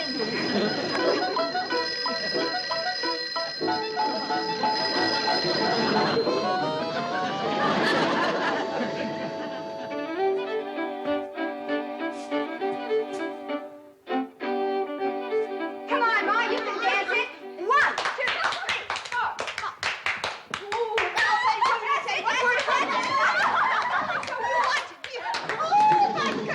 No, thanks. Save that for you young fellas. Uncle Joe and I'll watch from the sidelines. Well, speak for yourself, Kate. I can shake a foot with any of these young bucks. Come on, Uncle Joe. Come on. 1, 2, 3, 4. Here's a step you can do. 4. Look, 2 more fellas. Now we've all got partners. Come on, Charlie, we'll show you some dance with the jamboree. Hold it, girls. I'm afraid there ain't gonna be a jamboree. What are you talking about? There's no way for the folks to get here. That fella Curtis has wrecked the cannonball. Wrecked the cannonball? What? He just as good as wrecked it. Busted the throttle right smack off. Can't run a train without a throttle.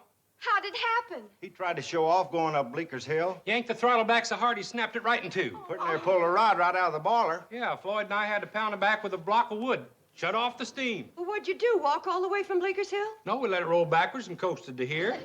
Well, Kate, what do you think of your refined, intelligent Mr. Curtis now? He's wrecked the train and ruined our jamboree. I hope you're satisfied. Shh, here he comes.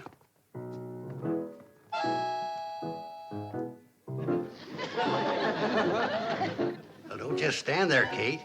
Go get him something to eat. He's probably hungry after all he did today. I don't know what to say. Take a crack at goodbye. Joe.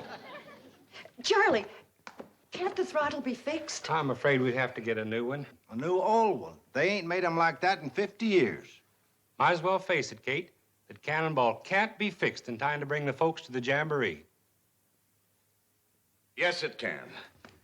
Now, listen to me, everyone. Quiet, folks. We're going to hear some words of wisdom from our distinguished hobo guest. I hadn't intended to reveal my identity to you, but now I think I should. And then you'll know that I can have the train fixed. I am Norman P. Curtis, president of the C&FW Railroad.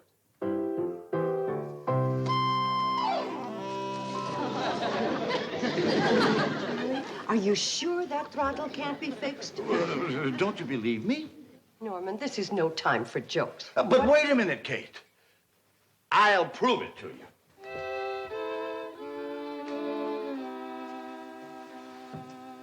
Anybody got a dime? Oh, forget it, Norman. That thing's as phony as you are. What? It's got the same kind of connections with the telephone company you got with the railroad. None. Well, why is it here? Gives the hotel class, which it's gonna need plenty of with you here.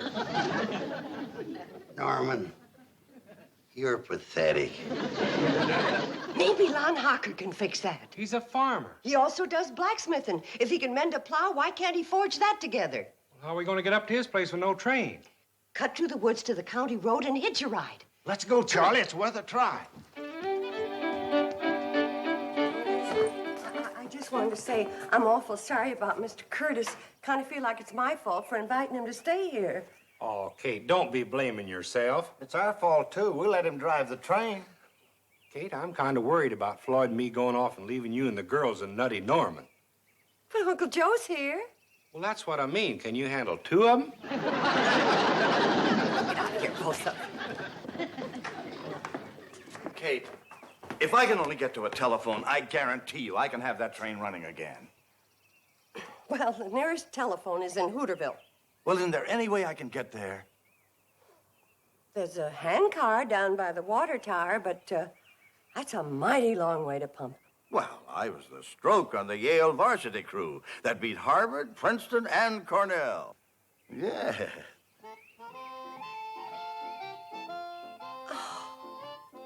I liked him so much better before he started all that bragging.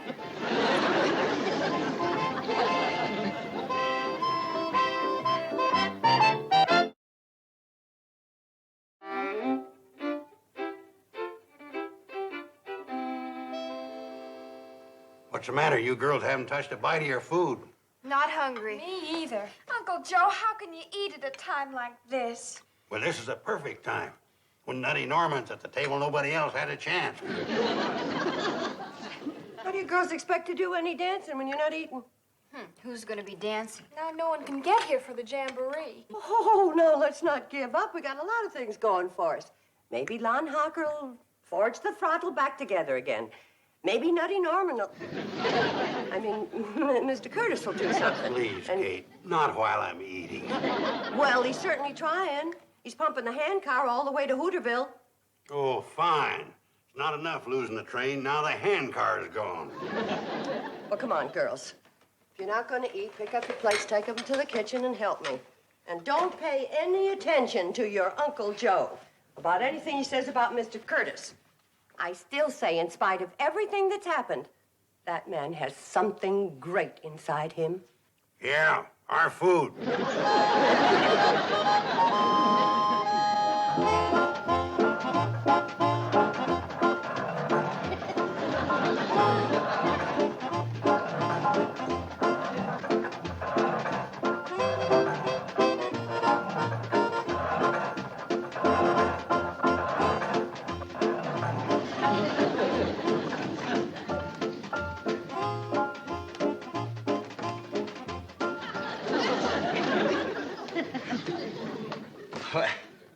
Good afternoon, ladies. How do you do? Oh, we're waiting for the train. Well, I wish you luck.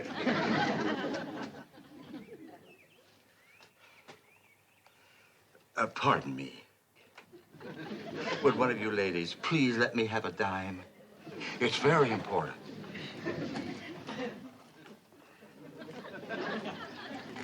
Thank you very much.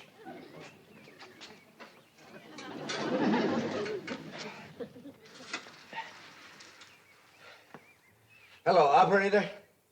I want to talk person to person to General Frank Newton. My number is code area 311-555-8324. And I want extension 1111. Operator, charge just a credit account 555-2368L-184. I just gave you the number.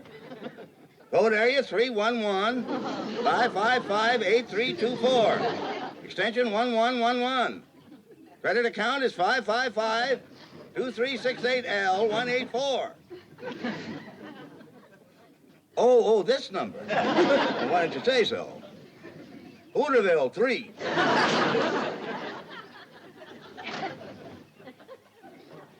Oh, hello, Frank. This is Norman. Well, how's my favorite general? You old rascal, you've been fooling around with models long enough. How would you like to work on the real thing? Well, of course it's important. I wouldn't ask you otherwise. And Frank, some wonderful people are depending on it. Now, listen. I want you to get a hold of George Prentice in Detroit and Dave LaSalle in New York, and I want all of you here in Hooterville the first thing in the morning ready to go to work. Hooterville. Well, get out your map and your magnifying glass, and I'll tell you where it is. Who is he? That's the hobo Kate Bradley took in. They call him Nutty Norman. I'll say one thing. You might as well say goodbye to your dime. You're very nice.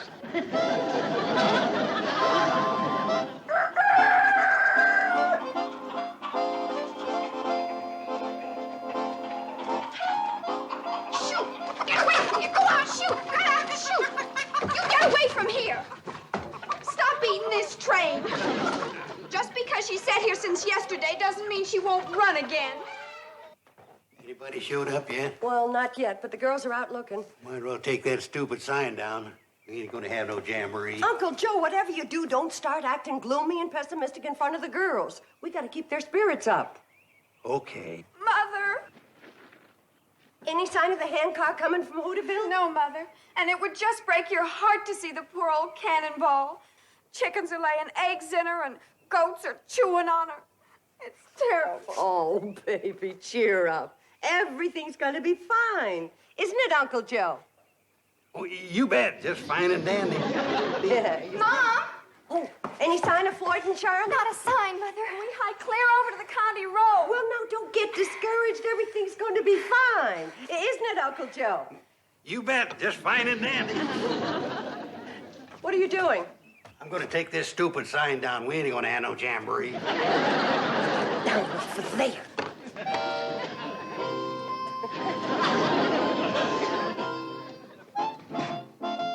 Norman, jar that loose.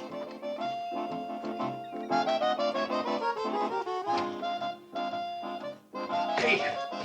What's the matter? That freeloader, not a Norman. He's back and he brung his rat pack with him. Rat pack? 3 more freeloaders, hobos just like him.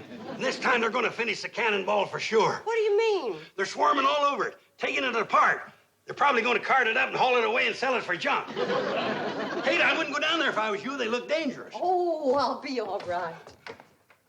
Well, yell if you need me. I'll be having a bite of lunch.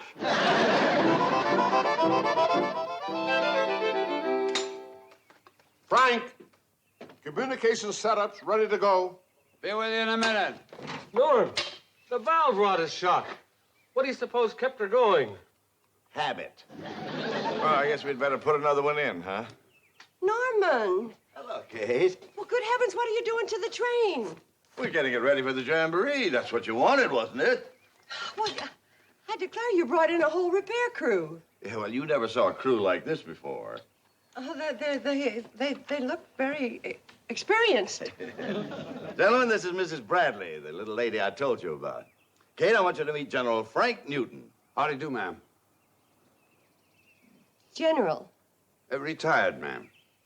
Yes, all he does now is serve as chairman of the board of the Michigan and Southwest Railroad. Goodness.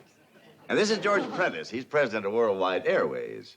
Then, Newt, let me have the wrench. And the fellow up in the baggage car is Dave LaSalle. Hey, Dave! He's president of Intercontinental Telephone. Well, they're certainly a mighty distinguished group. Kate, the boys have come a long way, and, well, they're working pretty hard. I don't suppose you could scare up a little. Food. Yeah, well, of course I can. Just give me 15 minutes and then bring your group up to the dining room.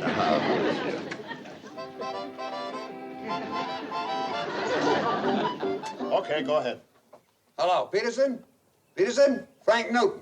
Now listen, I want the throttle lever off the Emma Sweeney. That's the wood burner in the north wing. Right. Mighty handy having your own railroad museum, isn't it? Dave, call my office. I'll have a plane pick it up. What good will that do? You can't land a jet around here. They still make parachutes. They can drop it right down the smokestack. Hey, Peterson! Peterson, put that throttle lever in a metal drop crate and rush it out to the airport. Worldwide Airlines will pick it up. Dave, get me my office. Just a minute, Norman. Dave, put me through to my office first. Okay. Operator, connect me with the main office of Worldwide Airlines. And don't give me that busy circuit routine. You can clear to Chicago, Denver, New Orleans. It doesn't matter, but put it through. My own company, and I can't get a line. They're all just like Norman. Nuttier than fruitcakes.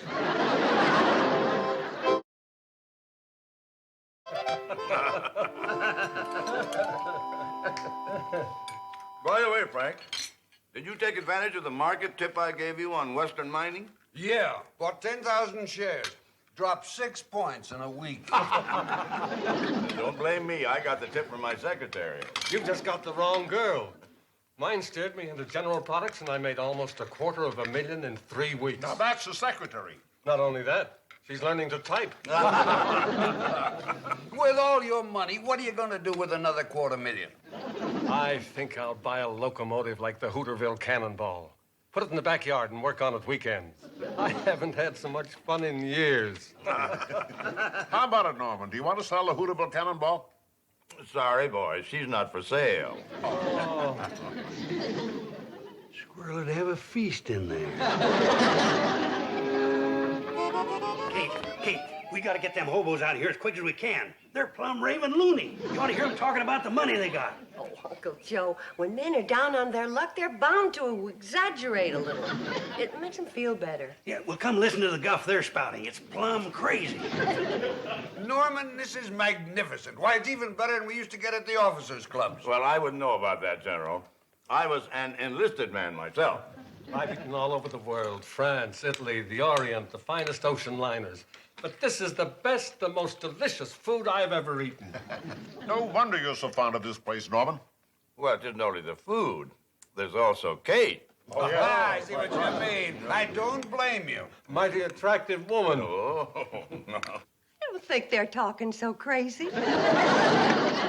Kate, we got it. Hold on, Hocker came through. Just like new. Oh, that's wonderful, boys. Take her down and put her right on.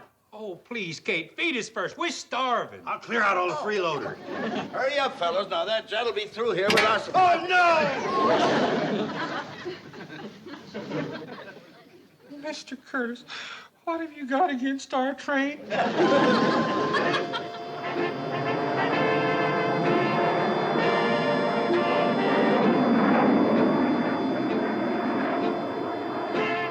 That was a beautiful drop.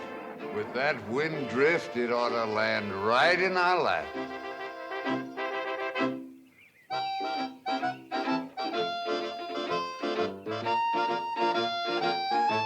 When I run an airline, I run an airline.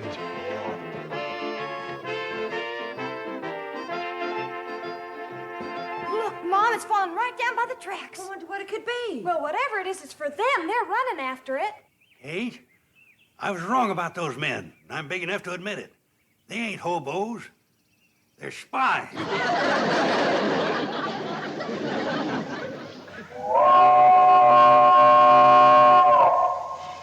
By golly, Norman, I believe she's as good as ever. She's better than ever. We fixed things on there you didn't even know about. Sure. They've been riding the rails so long, they're expert. Let her roll, boys. We're going to have a jamboree after all.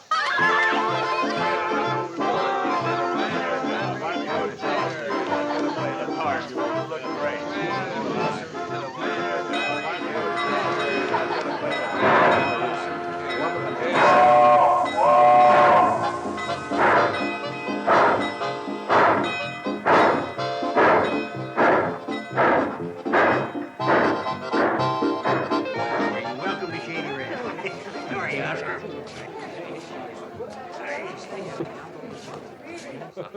What do you mean I could use Phoebe for my secretary? Well, she'll give you some real hot tips on the market.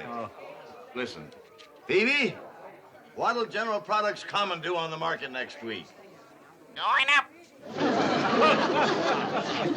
Hello, Lydia. Nettie, come on. Well, hello. Welcome to Shady Rest. Welcome to Shady Rest. Oh, Uncle Joe, this is going to be the best jamboree yet. And I didn't even think it was going to come off. Me neither. Boy, what a jinx that nutty Norman turned out to be. What do you mean? Why, he was responsible for fixing the train. Well, that's the least he could have done. Nothing ever happened to it until he came. I tell you, Kate, the man's a jinx. I thought you said he was a spy. Well, that's the worst kind. Hi, Charlie. Charlie. Hello, Floyd. What happened to your hand? Firebox door bit me. The darn thing ain't worked in 20 years, and them fellers had to come along and put a spring. Huh? But Floyd's the only one can double on fiddle. Oh, how can you have a jamboree without a fiddler? That's easy. You don't. Sorry, folks. Like I said, Kate, that feller's a jinx. Watch it, Joe. Here he comes. Yeah, let's go, Kate. The boys haven't been to a jamboree in years. They're champing at the bit. Well, they're not going to need a harness tonight. What do you mean? You had to go fix the firebox door. Yeah, you wrecked his fiddling hand, that's what you did. Now let's see you fix that. Well, that's the easiest thing in the world. Come on, Floyd. Ow. Yeah, he'll fix it all right. He'll probably wreck the other hand. The jinx.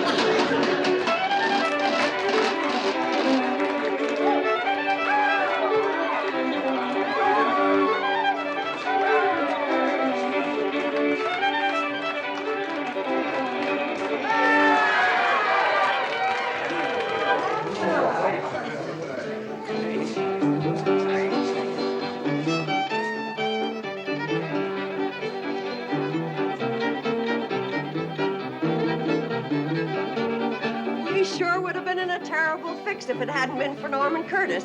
Don't you think it's about time you admitted you were wrong? Oh, I guess so. But how was I to know he could play the fiddle? Mrs. Bradley, may I have the honor of this dance? With pleasure, General. General. Come on, Joe. Don't be a wallflower.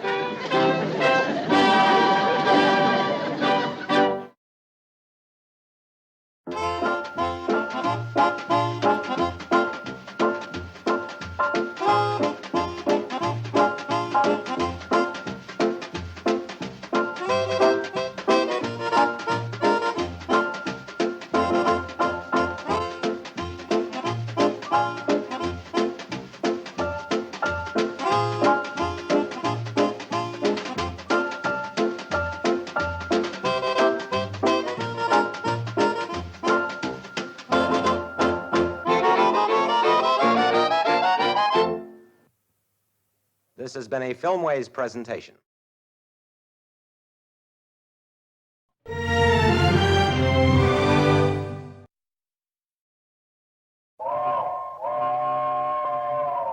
Come ride the little train that is rolling down the tracks to the junction.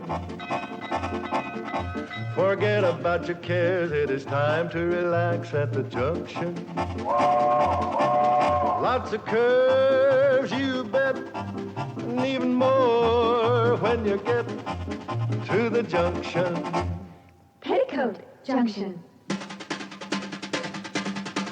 There's a little hotel called the Shady Rest at the junction. Peoticoat Junction. It is run by Kate. Come and be her guest at the junction. Peoticoat Junction. And that's Uncle Joe. He's a moving kind of slow at the junction. Peoticoat Junction.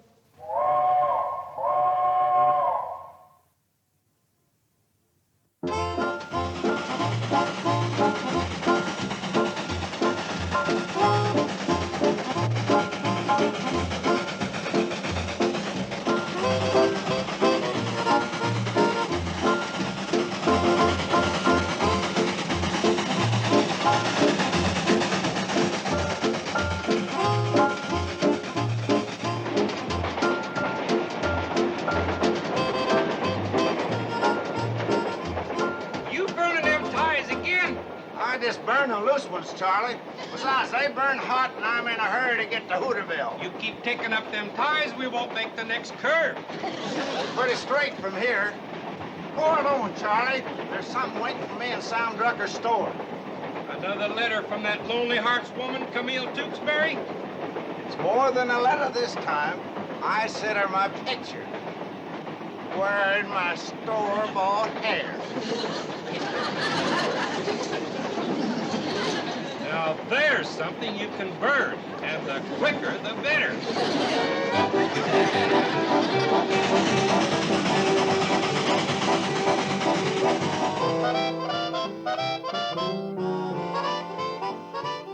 Come on, kids, cheer up. Can't win them all. Well, do we have to lose them all? Hi, Betty Jo. Hi, Mr. Drucker. I take it Hooterville dropped another one? 63-0. Well, look on the bright side. It's not as bad as last week. Thanks anyway, Sam. I guess you heard the score, huh? Yeah, looks like the team's improving. How'd my boy Herbie Bates do? Did he give a good account of himself? Maybe you better ask him. Here he comes. I'm sorry, Mr. Drucker. We lost again. Oh, now, don't feel too bad, Herbie. It's how you play the game that counts. And from the looks of you, you really gave him a scrap. I didn't even get off the bench. Herbie, if you were just warming the bench, how'd all this happen? The team ran over me on the way to the shower. They were in a hurry to get off the field. And who can blame them? Oh, here comes that Hooterville coach. Have I got a few words to say to him? Now, Sam, take pity on the poor man. His team just lost 63-0. Last week it was 72-0. And the week before that it was...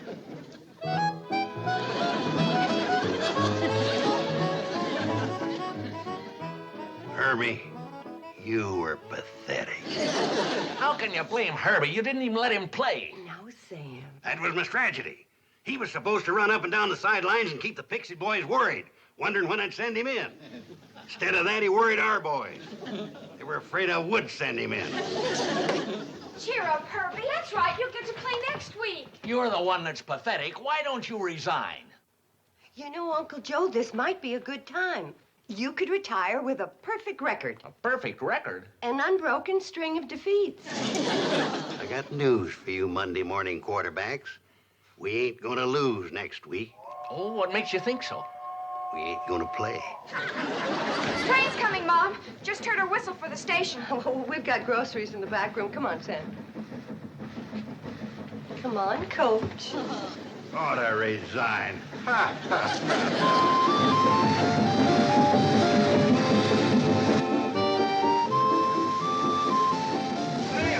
Sam, did the mail come? Well, yeah, but I ain't had a chance to sort it yet. It's in a sack back in the storeroom.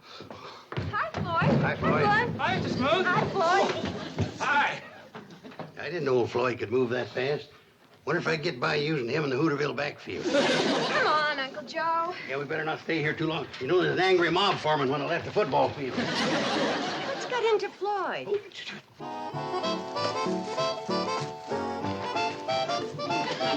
Them shoulder pads come in real handy. I might have you wear those all the time. I'm afraid Floyd's got himself woman trouble. Floyd Smoot? That darn fool jumped down out of the cab before I could stop the train. He's gonna kill himself over that woman. What woman? What woman? Camille Tewksbury. Camille Tewksbury. She must be new in town. Well, she's not local, Kate. She's one of them mail-order sweethearts. Floyd met her through the Lonely Hearts column of a magazine. Oh, well, there's nothing wrong with that. What does she look like? Nobody knows, including Floyd. But Floyd sent Camille his picture, and today he figures he'll get sent her picture, and that's why he's back there rooting through the mail sack. Well, I hope for Floyd's sake she's nice looking. Come on, let's get that train rolling. Bad as this, better than riding out of town on one rail. Yeah, but Uncle Joe, I want to... well, I'll see Floyd on the train. Floyd, come on, let's get rolling.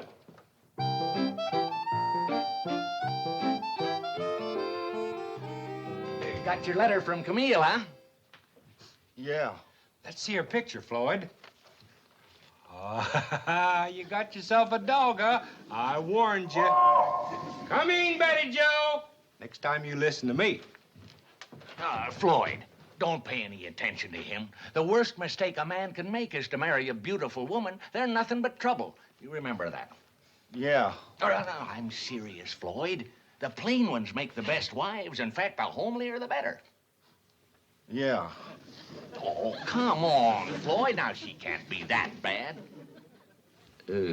Holy smoke. She is. That looks like a man wearing a wig. It is. What? That's my picture. She sent it back. Oh, Floyd, listen. Wait a minute.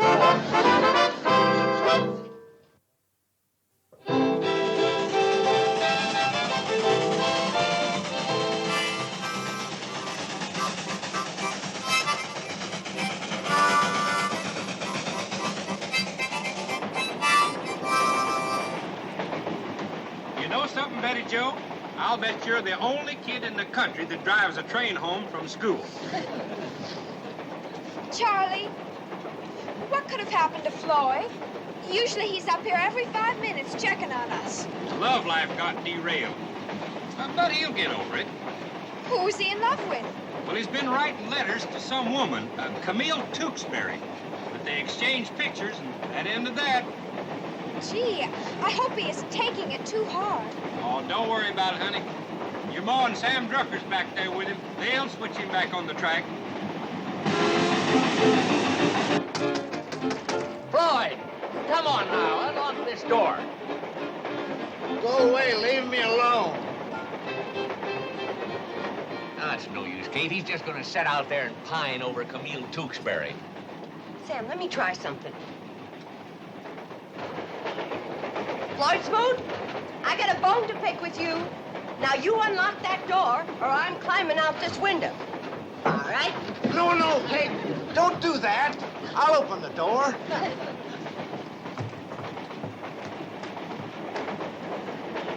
You traitor, you double-crosser, you love pirate. So we're not good enough for you, huh?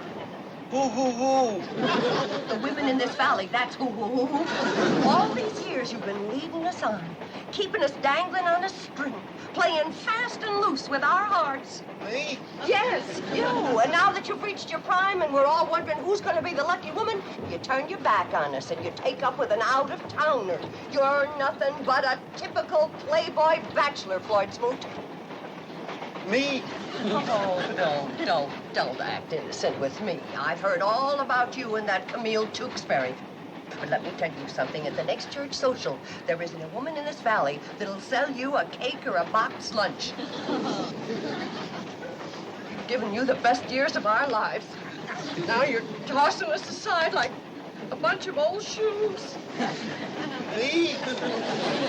No, I'm just not going to cry, because you're not worthy of my tears. Hey, listen, Kate, I don't understand. Listen, Kate, open the door. I want to talk to you.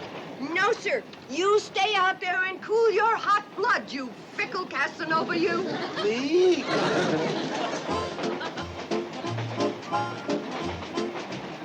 Me?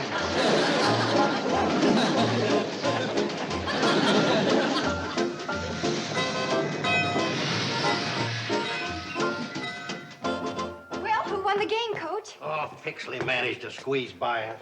63-0. My boys weren't able to execute the plays I gave them. They need more skull practice. Pixley was sharp, well-organized, well-trained. Uncle Joe, Pixley hasn't even got a coach. Or neither has Hooterville.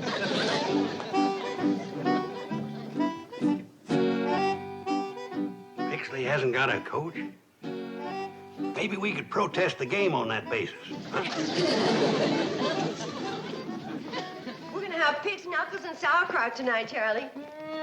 Yeah. And for dessert, I'm going to bake fresh blueberry pie. Blueberry pie, that's my favorite. I don't remember inviting you to supper, Floyd Smoot. So why don't you put on your mail-order courting hair and go calling on your mail-order sweetheart? And maybe she'll cook you up a mail-order supper. But, Kate, I always eat supper here. That was before I found out what kind of a man you are. What kind of a man am I, Kate? Tell me again. You're nothing but a fickle, heartbreaking Casanova, that's what. Come on, Chuck.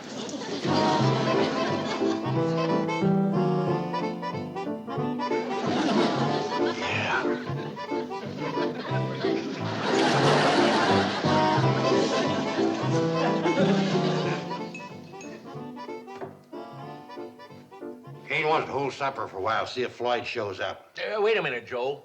The big game with Elm City's coming up. Now, the merchants of Hooterville are prepared to pay you a cash bonus if... As good as mine. I'm going to win that game. The bonus ain't for winning. It's for resigning. I'll chip in on that. Now, look here just a minute, you boys. I got a surprise ready for that Elm City team. The Hooterville Hornets are going to really sting. Worse than today? Oh, sting. What's the surprise, Joe? Speed in the backfield.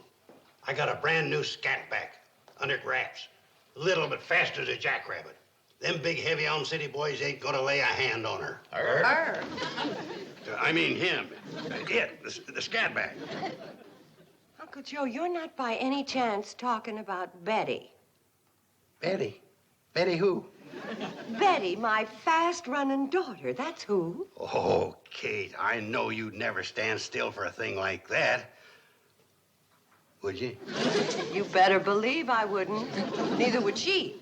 Neither would Hooterville. I'll bet the Elm City boys would go for it. I was just joking.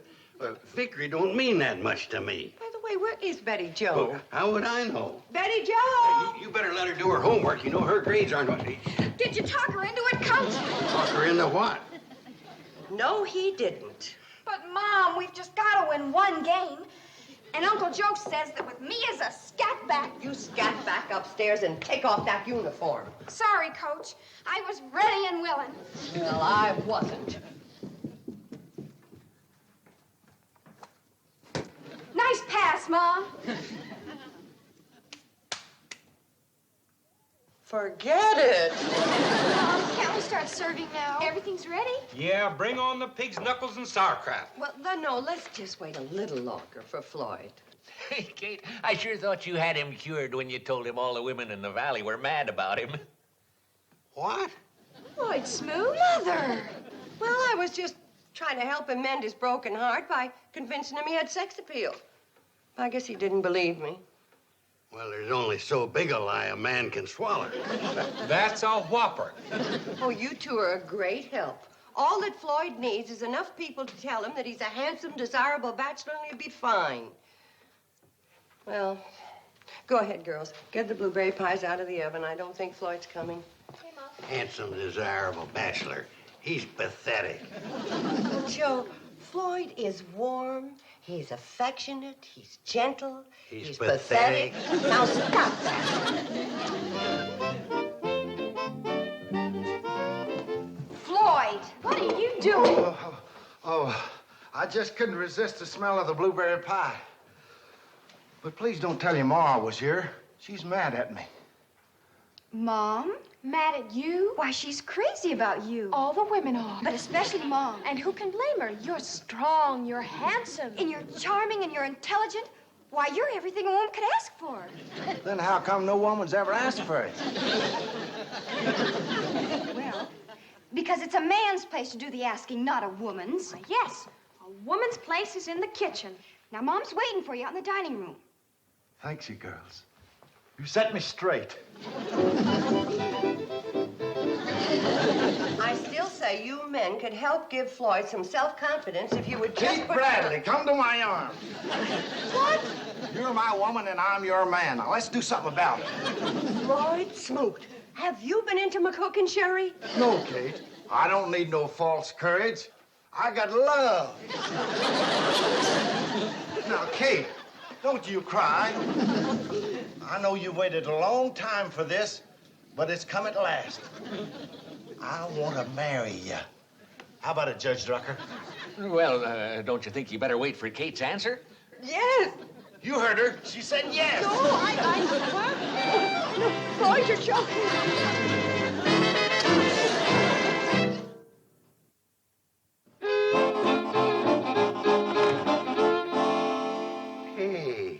Somebody hid my Indian again. Don't they realize that was carved out of living oak by my great-great-great-uncle, Kit Carson? Thing like that gives the hotel class. Ooh-wee. If that pig had known what Kate was going to do to his knuckles, he'd have died happy. Hey, that's my chair. Kate and Floyd out here? I can't find them anyplace. Why, you in a hurry to marry him? Of course not, but Kate's in a spot. She might need our help. If you find her, ask her where she hid my Indian. Oh, Betty Joel, you got any idea where Floyd and your mother disappeared to? No, Mr. Drucker. The last I saw Floyd, he was going down to the train to get his guitar. Oh, no. Poor Kate. There he is. Yeah. But where? Where is he? Can anybody tell what direction that's coming from? No, but I hope the wind changes. Them knuckles I ate's clenching into a fist. Maybe he's down at the railroad track. Come on, Betty Joe. Whew, I'm glad that's over. Hold it, Charlie. What's the matter? Now let's start over again. When I rock, you rock. Now. Nothing makes me edgier than people rocking against me. Listen, girls, we gotta scare Floyd out of the notion of wanting to marry me. Now, I got an idea. You know how shy and bashful he is. Not tonight. Well, not with me. But when he comes back to help you with the dishes, I'm gonna leave. And I want you to ask him to explain about the birds and the bees. Oh, don't worry. He'll run like a scared rabbit. Oh, Floyd, come in, Floyd. The girls are so happy you're going to help them with the dishes. Aren't you, girls? We sure are, Daddy Floyd. Oh, Billy. Why, Daddy Floyd, you're blushing from ear to ear. You don't mind us calling you Daddy, but we never had a father to tell us things. And there's something we'd like you to tell us right now. What's that? All about the birds and the bees. You don't know about the birds and the bees? Well, I guess you're old enough to learn about the birds and the bees. The birds, I'll tell you about the birds first. And they go like this. Now, you take the bees. They do it all together different. I mean, the sound goes...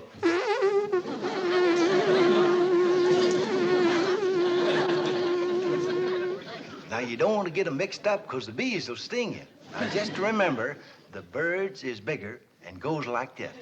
The bees is littler and goes like this. You sure you don't know about this? Where have you been? We've been looking everywhere. Where's Floyd? Oh, he's in the kitchen, but he's going to come running in here any minute. What are you playing, hide and seek? He's going to want to hide because Bobby Joe and Billy Joe are asking Daddy Floyd to explain about the birds and the bees. Oh, this I gotta hear. You go get your books and do your homework. This I gotta hear. Me too.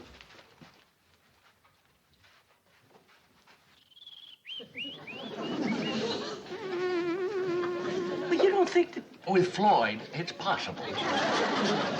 Floyd. Just a minute, Kate. Girls, have you learned enough? Yes, Daddy Floyd. Just remember.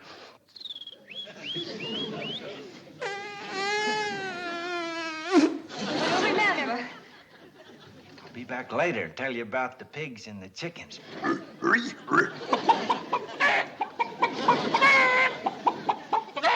Floyd. Come in, Kate. Should I bring my guitar? No, Floyd. I just want to talk to you. What am I going to do, Sam? Mom? Yes, dear. Were either one of you good in history? I'm having an awful time. Yes, Kate, dear.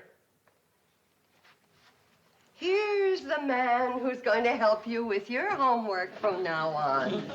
Your Daddy Floyd. Yeah, Floyd. Now, that's something you gotta get used to. Helping the girls with their homework. My teacher always said I was exceptional bright. What do you want to know, Betty?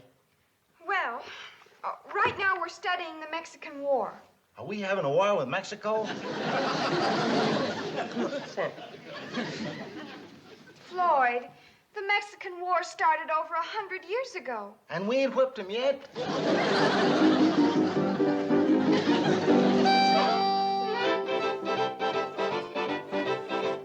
Doggone it, Charlie. If you're gonna rock, rock. Don't sit there side saddle.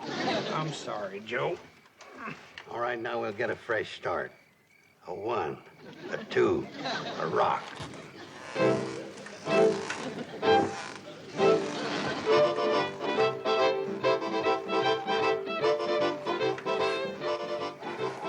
Listen, boys, if we don't help Kate, she's liable to wind up being Mrs. Floyd Smoot. Terrible name. It's pathetic. Oh, I have no objection to the name. I do. Mrs. Smoot. Sounds like a truck dumping wet cement. I tell you what, Kate, I can fire up the cannonball and sneak you into Pixley. That'll give Floyd overnight to kind of sleep off this love binge he's on. The old Floyd wouldn't sleep a wink worried about his train. Boy, you've done it. I've done what? Solved the problem. Listen.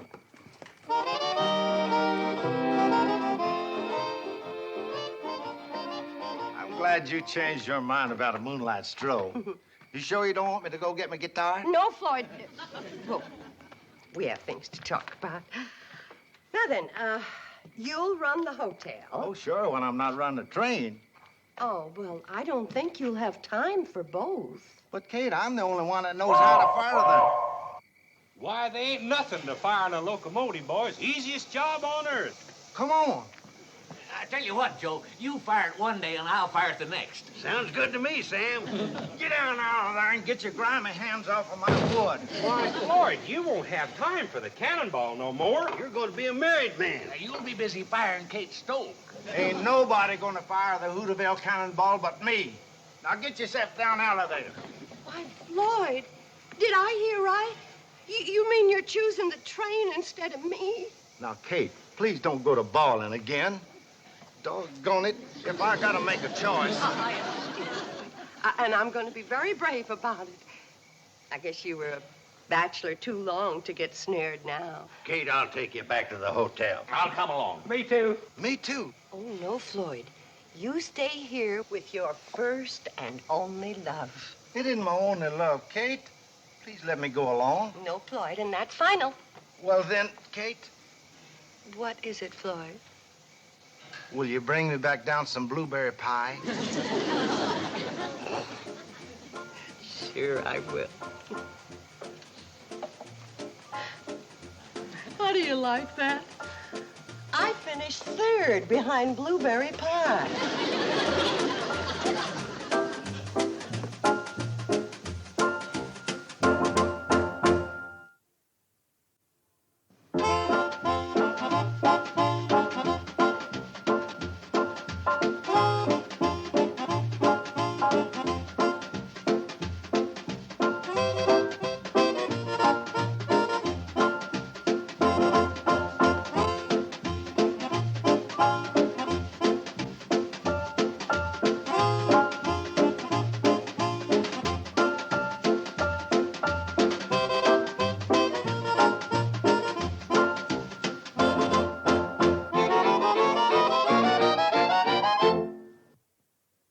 This has been a Filmways presentation.